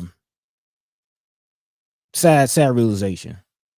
Big time. Pops in the chat says the surprise Papa in is great idea. It will help parents see what their kids are really doing in school, and it lets the kids know that the parents are interested in taking school seriously. That's what's up. Anthony Rogers Rice says they just pulled phones from kids in New York City, and they're reporting it's been successful thus far. Okay. Tony Johnson says school board members in best way to do this from school view. Parents engaged at some of these schools is not welcoming experience, and administrators and front desk staff. Interesting. That is that feeling too. I do remember also when I was in school, the schools were a little more open, but as a byproduct of the very thing we're talking about, you kind of feel like a prison, and you got to buzz in, and you got to it's a lot more locked down, which it is kind of a double edged sword. On one end you want your children to be safe, but on the other end you also want access to your children without feeling like you got to get strip searched at the door. Pop says, I remember my dad coming to school and sitting in to listen to me read in a group. It was a complete surprise, and it made a lifelong impression on me, and made me be active with my kids' schools. Yeah, with that, we ain't gonna tell mom. Pops used to come pick me up and go to the movie sometime. Hey, you need that. You need that. Yeah, You never know how that might affect a young person's behavior in school if they don't know whether or not a parent is going to walk in at any moment. Yeah, it's an yeah, idea. yeah. Definitely some ideas. If you have any more ideas on this, let us know. If you got kids and you feel this pain, let us know how you guys navigate this, what you do. Maybe we can share that information with people, and other people have ideas too. Because I'm sure I ain't the only one that's very fearful about what's going on with their kids in school. I don't even have any kids, and I'm like scared about. I hate hearing about these kids coming. Just being scared to even be at school and something popping off, and the parents that I know will hop in the car and go pick them up in a hot minute. Like, yeah, come on, let's go. Like what is that? What's that doing for their education? What's that doing for anything? What's that? How's that parent navigating work Yeah, to take off of work and run over to pick their kid up because their kid feel man, like something's funny? You know what I'm saying? man, and I'm really thinking about it. Like to your point, it's even dawning on me. Like the fact that the Charlie Kirk shooting was at a school. School, bro. The brother just got lynched At a school. at a school on the school tree. Man, that is interesting. That is a thought. I didn't even really think about, that connection as far as like, what does it mean for young folk trying to learn, trying to better themselves, trying to advance and grow. And this is the environment, the soil, if you will, in which they have to do that. And it does seem on all levels, from elementary all the way up to college. Point in case, what happened in Colorado, if you haven't heard, has been reported in Nebraska Examiner, a reporting of the shooting that happened at Evergreen High School and just 30 minutes outside of Denver. There's been same day. And there's been now some reports of white supremacy, regalia and posts and information being shared on that shooter's social media. But this story that's coming out of Mississippi is very frustrating, as far as, if you haven't heard yet, young man Trey Reed, and that was found hanging from a tree on campus of Delta State University, which is a PWI, a predominantly white institute. There's a lot of detail. Well, not necessarily a lot of details, but just a lot of concern coming out of this. Actually, more questions coming out. The initial report is that it is being ruled as self-inflicted situation. It is reported that the young man's limbs were broken, so that's not adding up. But the real conversation is, of course, how the media coverage and how the narrative. That's kind of our shtick, and a lot of this is how the narrative is being spun. And man, we kind of talked about it on Monday, as far as the Charlie Kirk situation, and how we got flags being flown at half staff. We have vigils going on, and it's now even getting to the point where actually KMTV is reporting that the U.S. will block. I don't know if you heard this, Paul. Will deny visas to those who quote unquote celebrate the death of Charlie Kirk. Did read that. Yep.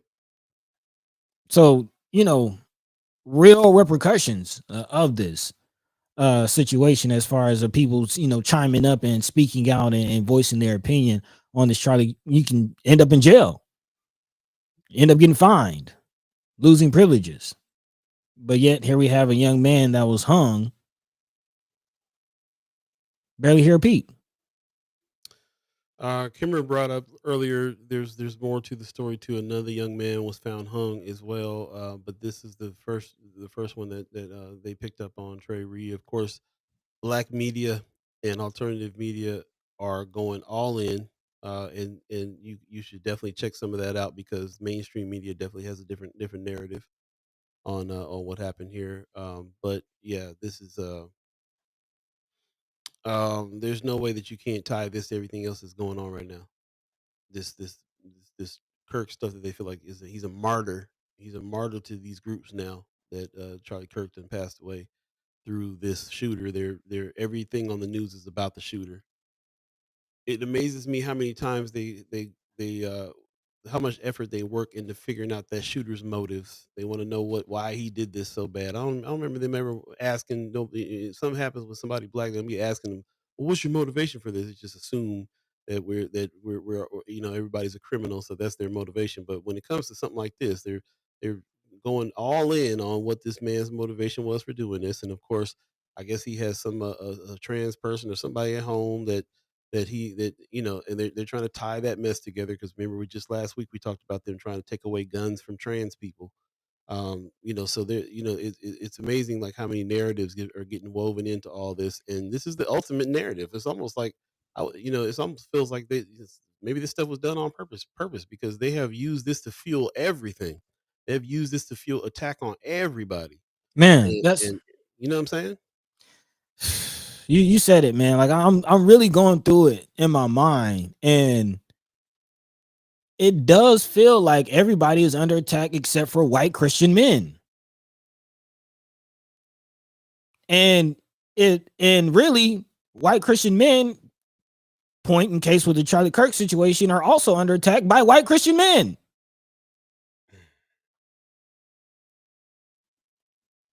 Women, their bodily autonomy, the LGBTQ community, and talking about trying to take weapons away from trans people.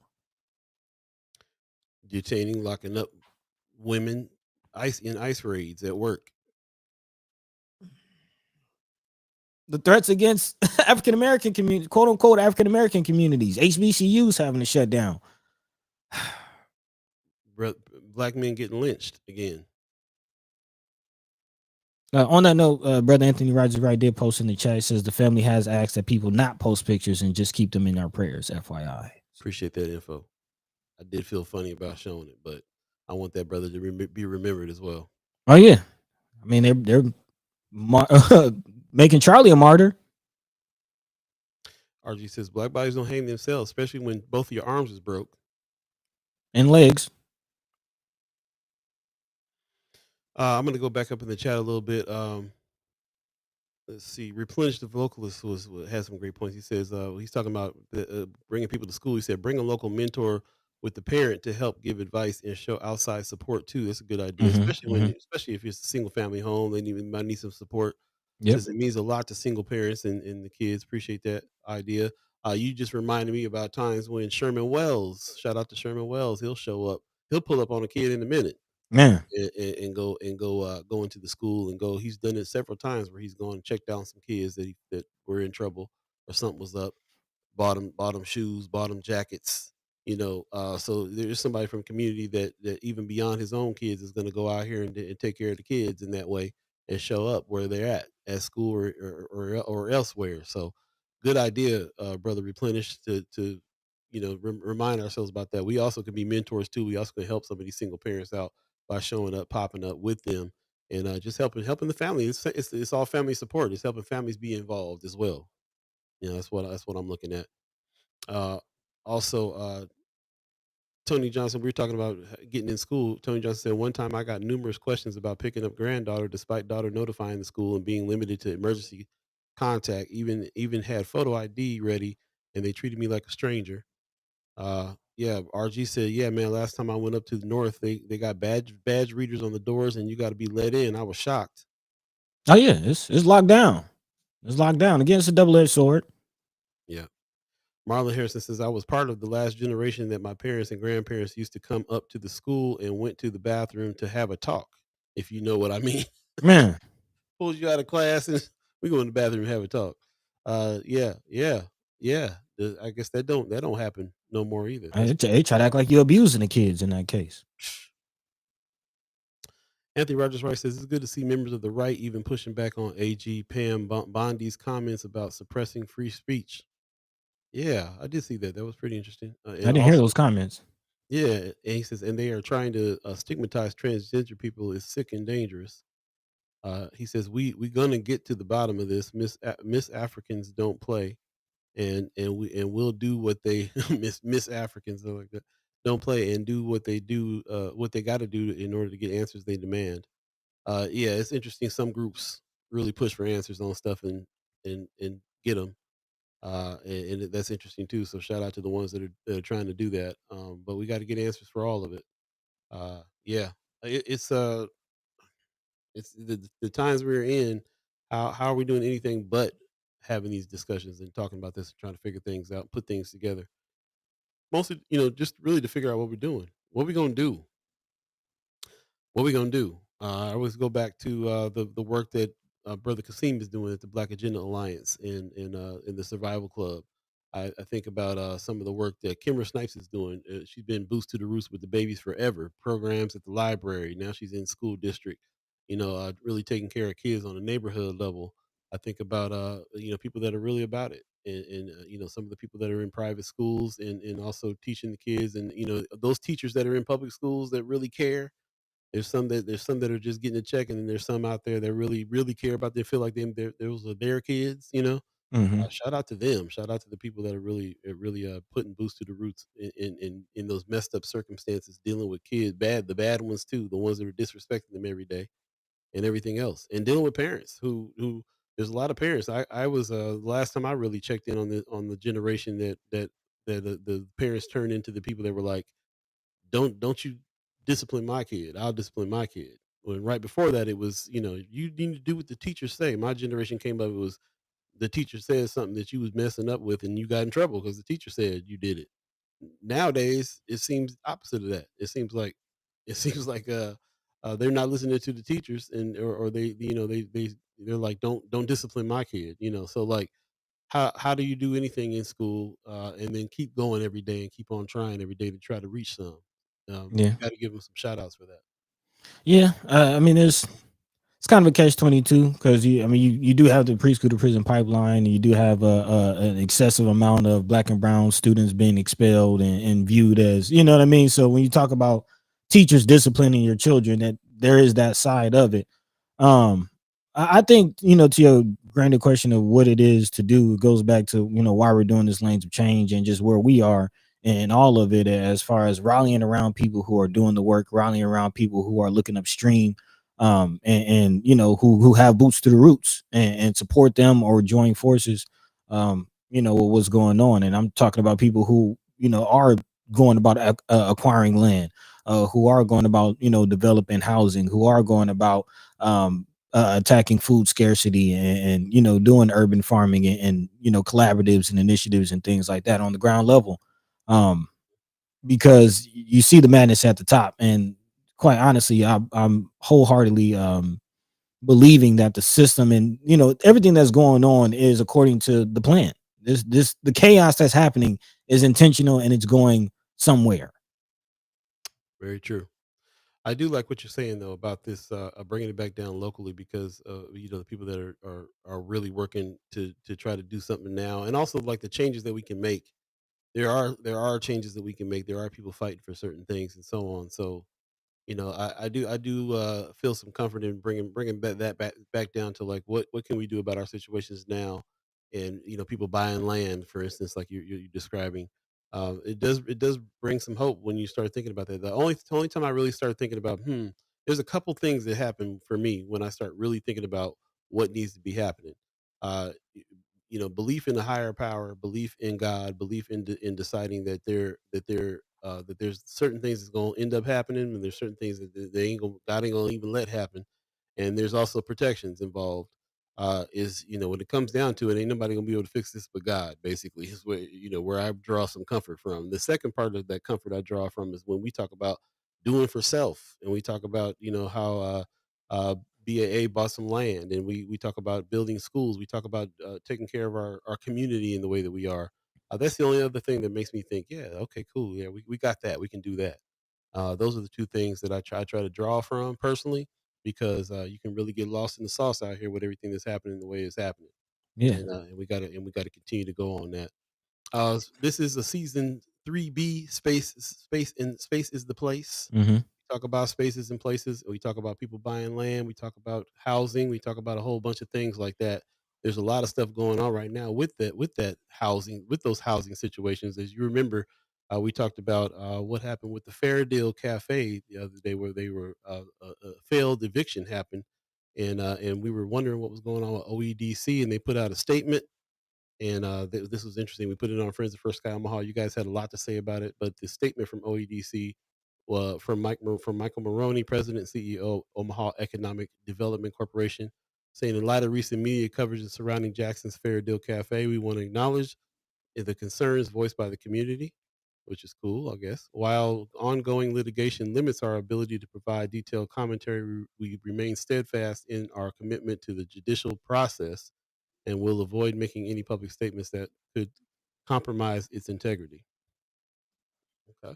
So it's a public statement about not making a public statement. Pretty The, much. the Omaha Economic Development Corporation was founded to foster the prosperity of North Omaha through strategic investment, inclusive economic growth and development rooted in community values. At our core, we are people first organization guided by the principles of equity, sustainability, and long-term impact. We extend our sincere apologies to any patrons of our or community members who were adversely affected during the period of transition. What was the period of transition? We remain committed to our mission to strengthen the quality of life in North Omaha through comprehensive economic opportunities and community driven development. As we navigate this moment, we will continue working diligently to uphold both our legal responsibilities and our enduring commitment to the community we serve. Mike Maroney, President, CEO, Economic Development Corporation. So there you go. There's the statement. Take what you will there on that one. Um, didn't really read it to do a whole bunch of discussion on it. We just wanted to kind of update. We talked about the discussion happened on Friends of First Sky Omaha. Read those comments. I think people are kind of not satisfied with that answer there. It didn't really tell us much about what happened there, and they said they couldn't, for legal reasons. Mm-hmm. I guess they're embroiled in a legal battle here. So there you go. Maybe we'll talk to the brothers and see if we can talk to them. Maybe they can tell us what's going on with that story.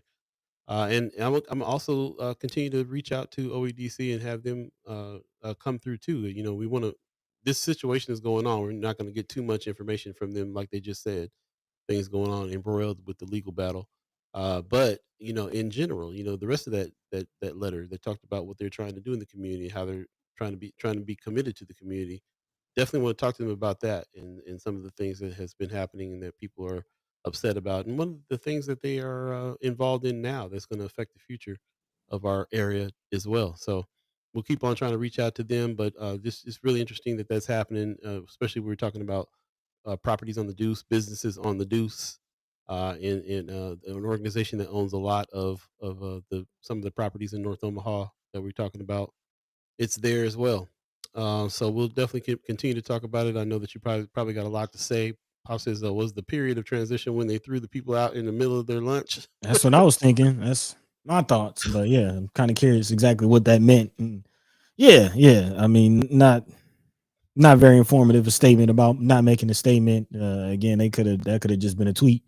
But here we are. Here we are. Here we are also with a article that the Reader just put out as well. Yeah, Shout out man. to the Reader for still doing the thing, man. That's what's up.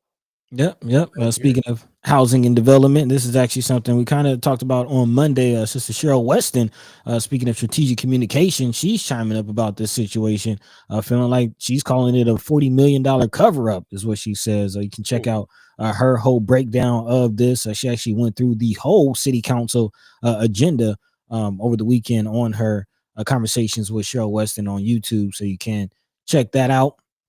But yeah, on this point, one of the decisions that was made during the city council meeting yesterday was again the approval of Front Porch Investments a contract with the city for the oversight and administration of $40 million in bonds meant to fund affordable housing development and preservation in the urban core, quote unquote. Mayor John Ewing's publicly made massive funding commitment last month to support affordable housing initiatives through bonds tied to the city's streetcar project, something he kind of tipped us off to when we had our conversation with Mayor Ewing earlier this year, a couple months ago, actually now.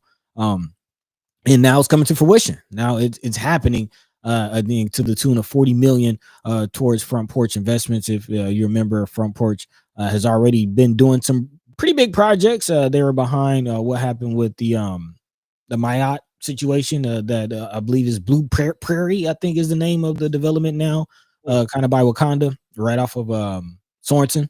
Oh, okay. Yep. Where the old Wintergreen Apartments, Mayotte Apartments used to be. Again, that development there.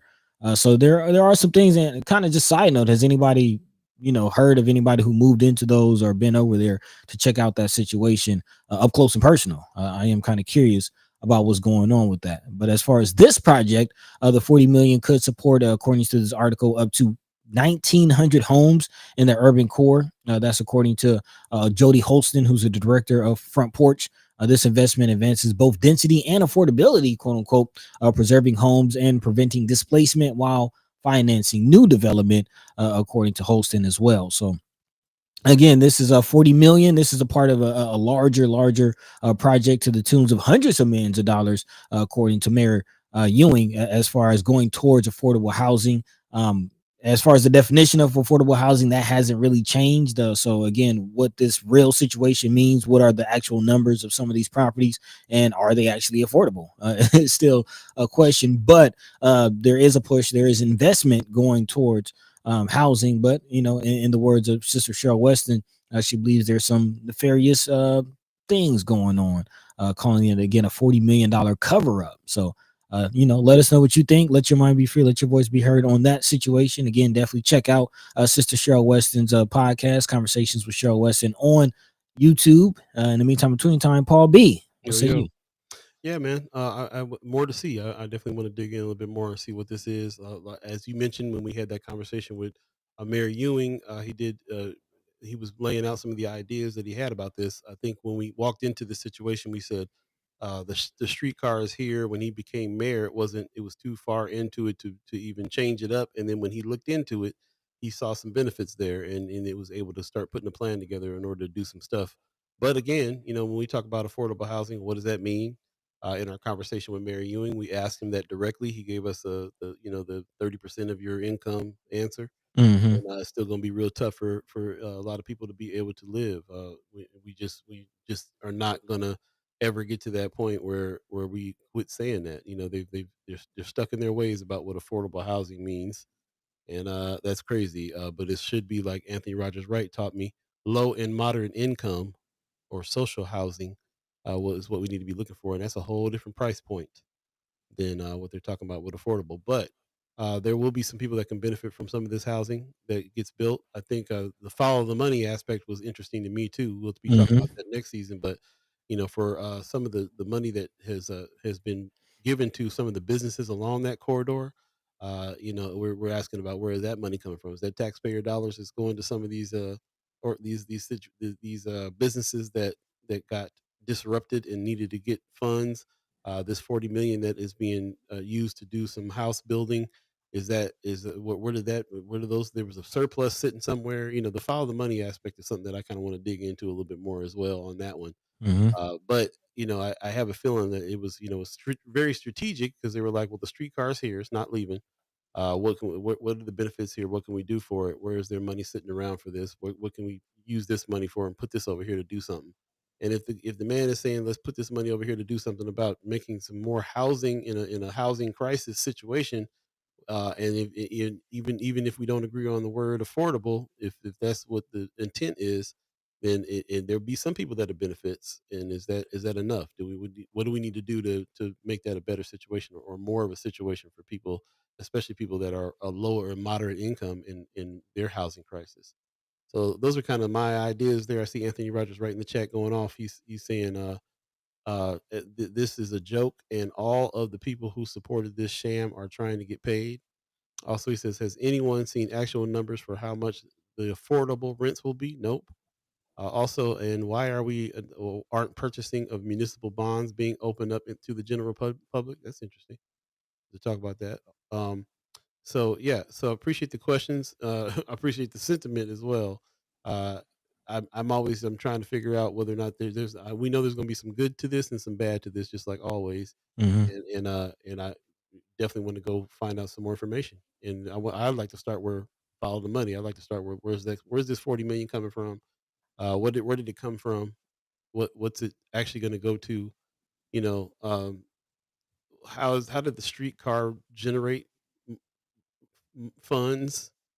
I don't know. I'm a little confused on this on the question of this so far, but we'll see.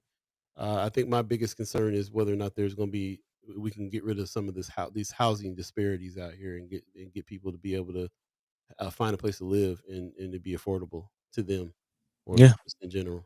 That's the idea, affordable for who is the question. And it seems like a lot of politicians and developers are deciding what people can afford without really looking at what they can afford. So, very, very interesting on this. But again, it is a situation we're looking at. I believe last time I saw the number, a deficit of 30,000 plus homes that have to be, supplemented, that have to be filled.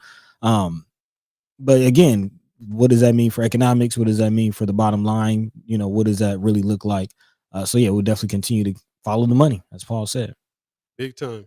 Got about 7 minutes left in the broadcast. Appreciate everybody who's comments and everybody who's stuck with us today. If you missed any parts of the show or any parts of the interview with Paul Philman, go back and check it out on YouTube. Like and subscribe while you're over there. Appreciate it if you did that. Very much so. And yeah, man, I love the fact that we were able to kind of dig into some of these things and talk about the details of them as well. One of the things I wanted to bring out too, Black Caucus has chimed up again. So Nebraska Democratic Black Caucus put out actually Mike Lee, our brother Mike Lee, put this out as well. He's part of this situation. There's a reminder that there's a monthly meeting coming up. If you want to know more about what the Black Caucus does, Tony Johnson, people that are out in the chat that are always asking about these meetings, man, hit a meeting up on Thursday, September 18th. This is happening at 7:30. You can RSVP here. As a matter of fact, I'll put that in the chat, the RSVP link. And if you want to RSVP to go check out what's going on here, big questions about what the Nebraska Democratic Party Black Caucus is doing. But there's their monthly meeting is coming up, and he made it a point to put this in Friends of First Sky Omaha for people to see it. He said we'll be covering updates on upcoming events, voter engagement, and building Black political power across Nebraska. This is your space to bring ideas, ask questions, and stay connected. So shout out to Mike Lee, who's trying to make a difference with the Black Caucus. And we'll love for anybody who is in the chat, any of the friends of First Sky Omaha that wants to go check that out and come back and let us know how it went. As a matter of fact, we should call documenters to see if they can send somebody over there to document the meeting for those of us that can't make it.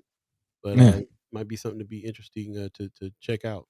just a little update on that too. I don't know if you caught that earlier. Sister Kimra gave a little update on her relationship with the Black Caucus earlier. She says, I resigned as the Black Caucus CD2 director last night. So that was one of the things that happened at that meeting. Again, she said she resigned as the Black Caucus CD2 director. So there you go. Okay. Yeah. Wow. Yeah, a little update. We gotta find. I want to know why. Kim, are you still here? Hey, we'll reach out. For sure. But yeah, I guess about 5 minutes left in this thing. I do have one last story, kind of a high note to end us with. Nice. A little solidarity, you know what I mean, to end us with, because that's really the point in all of this. Whether we're talking about ICE, whether we're talking about mass incarceration, whether we're talking about homelessness and housing, a lot of these situations tend to be fixed or tend to play out in a more positive note when people come together. In housing, we know that it's kind of hard to find a housing situation if you don't have a network, if you don't have somebody that's collaborating with you, getting you with the hookup. We've seen, with the incarceration situation, as far as ACLU and organizations and people chiming up and stepping up to help, get some of these people their freedom back. Again, the point is we all we got, but that's enough. It's all about solidarity, which is why my heart, warms, and I'm definitely happy to see what Bud Crawford did, man. As far as his Black and Brown pride, again, bringing his childhood friend all the way to Vegas for him to sing and bring him out. And not only to honor his childhood friend, but to honor his childhood friend's culture and Mexican Independence Day. Again, that's what it's about, man. That solidarity, and even with a lot of the rhetoric going on social media, there is some arguments and things going on, some sentiments between Black and brown communities. Certain people voted for Trump, and it's just a lot of rhetoric going on, a lot of divisiveness going on, just throughout the country. And I want us to all remember the Willie Lynch letter. Like, remember divide and conquer. Remember that all of this is towards an end. Like, the idea is to try to get people to separate. But again, it's all about the solidarity. It's all about coming together. It's all about honoring each other's culture. And even through our differences, recognizing our similarities. So big shout out to Bud Crawford for, honoring his friend's culture and honoring his friend, and reminding us that Bud did go to Bryan, which is in South Omaha.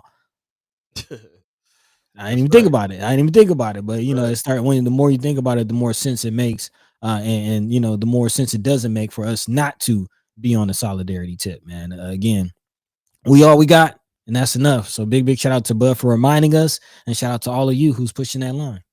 Appreciate that. Anthony Rogers Rice said we should send a bunch of houseless folks to Hans's house. He wants regular people to take them in. Maybe he can lead by example. Man, we didn't really talk about that article, but even in that article, he acknowledged that one, he's not gonna open up his house to homeless people, and he know other people. Yeah. Aaron Hansen is a joke. Speaking of Aaron Hansen, did y'all know he has a podcast? First episode of Roll Call with the Omaha Sheriff podcast, titled "The Head of on Rainwood Road," is available. Just seen this. He's on Spotify. I think it's really interesting. Douglas County Sheriff Aaron Hansen, Criminal Investigative Bureau Captain Eric Sellers, and forensic anthropologist Dr. Brittany Walter discussed previously unreleased details surrounding the 2023 cold case of a partial human skull that was found in the area of 216th and Rainwood Road on March 14, 2023. I don't know where the brother has the time to sheriff and also do media the way it. I mean, the media. It was already a lot when he was posting stuff all the time. Now there's also a podcast. Always a lot to be said. There's always a lot to be said from this department Mm. while they're doing stuff. While we got Leo Lewis, letting us know about some of the jump out cars and what they look like, and stuff that just happened where they jumped out on some kids just recently and so on. Still, we're still talking about the sheriff's department doing the jump outs.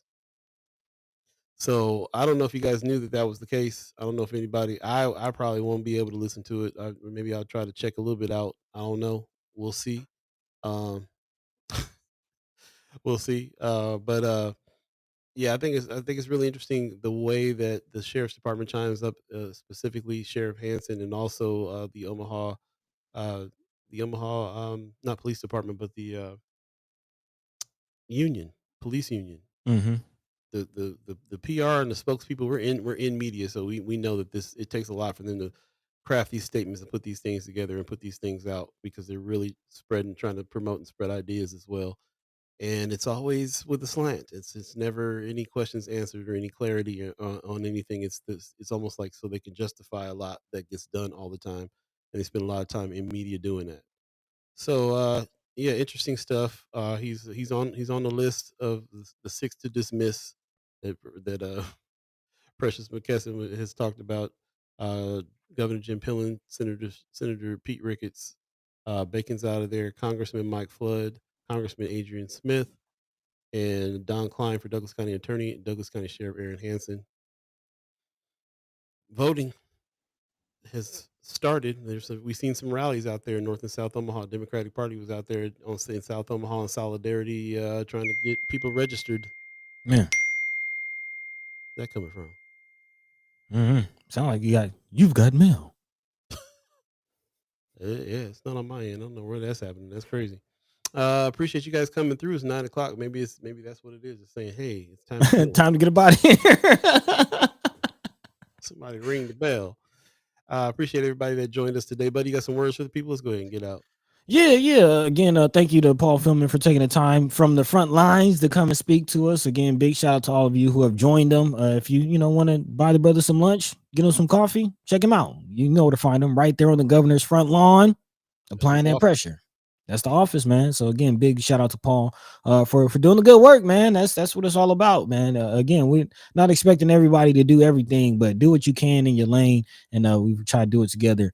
And yeah, we'll all be better off in the end for it, man. So we appreciate you. We love you. We thank you. In the meantime, between time, Paul B. Yo. Take it away, man. Man, I appreciate everybody that jumped in on some comments today in a big way. It's been a good discussion. I feel like we covered a lot of ground for some of the things that we've been thinking about and some of the things that you guys have been talking about and posting in Friends of First Sky Omaha. So thank you for that. We have much more to talk about, much more to come. Stay tuned Friday. We're working on a special guest for Friday as well, and jump back into some conversation. You know that Friday is our kind of Love Supreme Friday too. So we'll hopefully we'll have some more upbuilding things to be able to talk about and inspiring things in order to really kind of get us together. So until then, we really appreciate you guys spreading the word the way you do around town. I've been hearing that a lot as well. Man. People have been telling them that we're trying to do some stuff, man. We're trying to be the voice and do some things. So and more importantly, give everybody else a voice. Nobody's really doing this kind of outreach where we're actually talking to the public about what's going on here. So there you go. This must be on your end, buddy. I don't know where the beeps is coming from. Somebody's phone. Is Paul Feilmann still in here somewhere with his phone beeping? No, where that's coming from. Anyway, neither here nor there. Shout out to the Umaha tribe elders for allowing us to be on this land and speak while we're here. Shout out to our elders for allowing us to speak before you. And shout out to you, the chat chimers, allowing us to speak with you. Thanks for all the very respectful conversations that we're having with each other and figuring out where we stand on things, man. Getting together in the head. That's the first space, the first place to do that. And shout out to everybody in Omaha, man. Omaha, Nebraska is really feeling yeah, it's the overtime bell now. So yeah, we'll go ahead and get out of here. One more shout out. I just really want to give props to Bud Crawford, the champ. Man. Love the solidarity piece that he's all about, and just love the fact that he shows love. I saw an interview with him where he was talking about not moving away from here. You know, somebody, Mm. the person said that everybody's always moving away to the city, and you know, we know you train in Colorado and stuff like that. So how come you haven't moved? He's like, well, you know, I don't need to move. They need to come to me. I'm from Omaha, and I was like, that's what I'm talking about. There you go. That's what I'm talking about. But as you said, it's some Stankonia names. Mama God said, glad Paul had time to come through. Yes, Yeah, I yes, mean, I yes. am too. I am too. I didn't know why I didn't think about it. Shout out to Linda, who's like helping us do some work around here too. Like she gave us the idea. Hey, let's get him while he's standing out there in front of the governor's mansion. So yeah, cool. Thanks for your help and support on that. And yeah, it's going down. Pop says sounds like it's coming from from Red October. Okay. All right, we're gonna go ahead and get out of here, y'all. We appreciate you. We'll see you Friday. Take care of yourself. Stay dry. It's gonna be wet out there today. Mm. Peace. Peace. By the way, Vanglorious. This is protected by the Red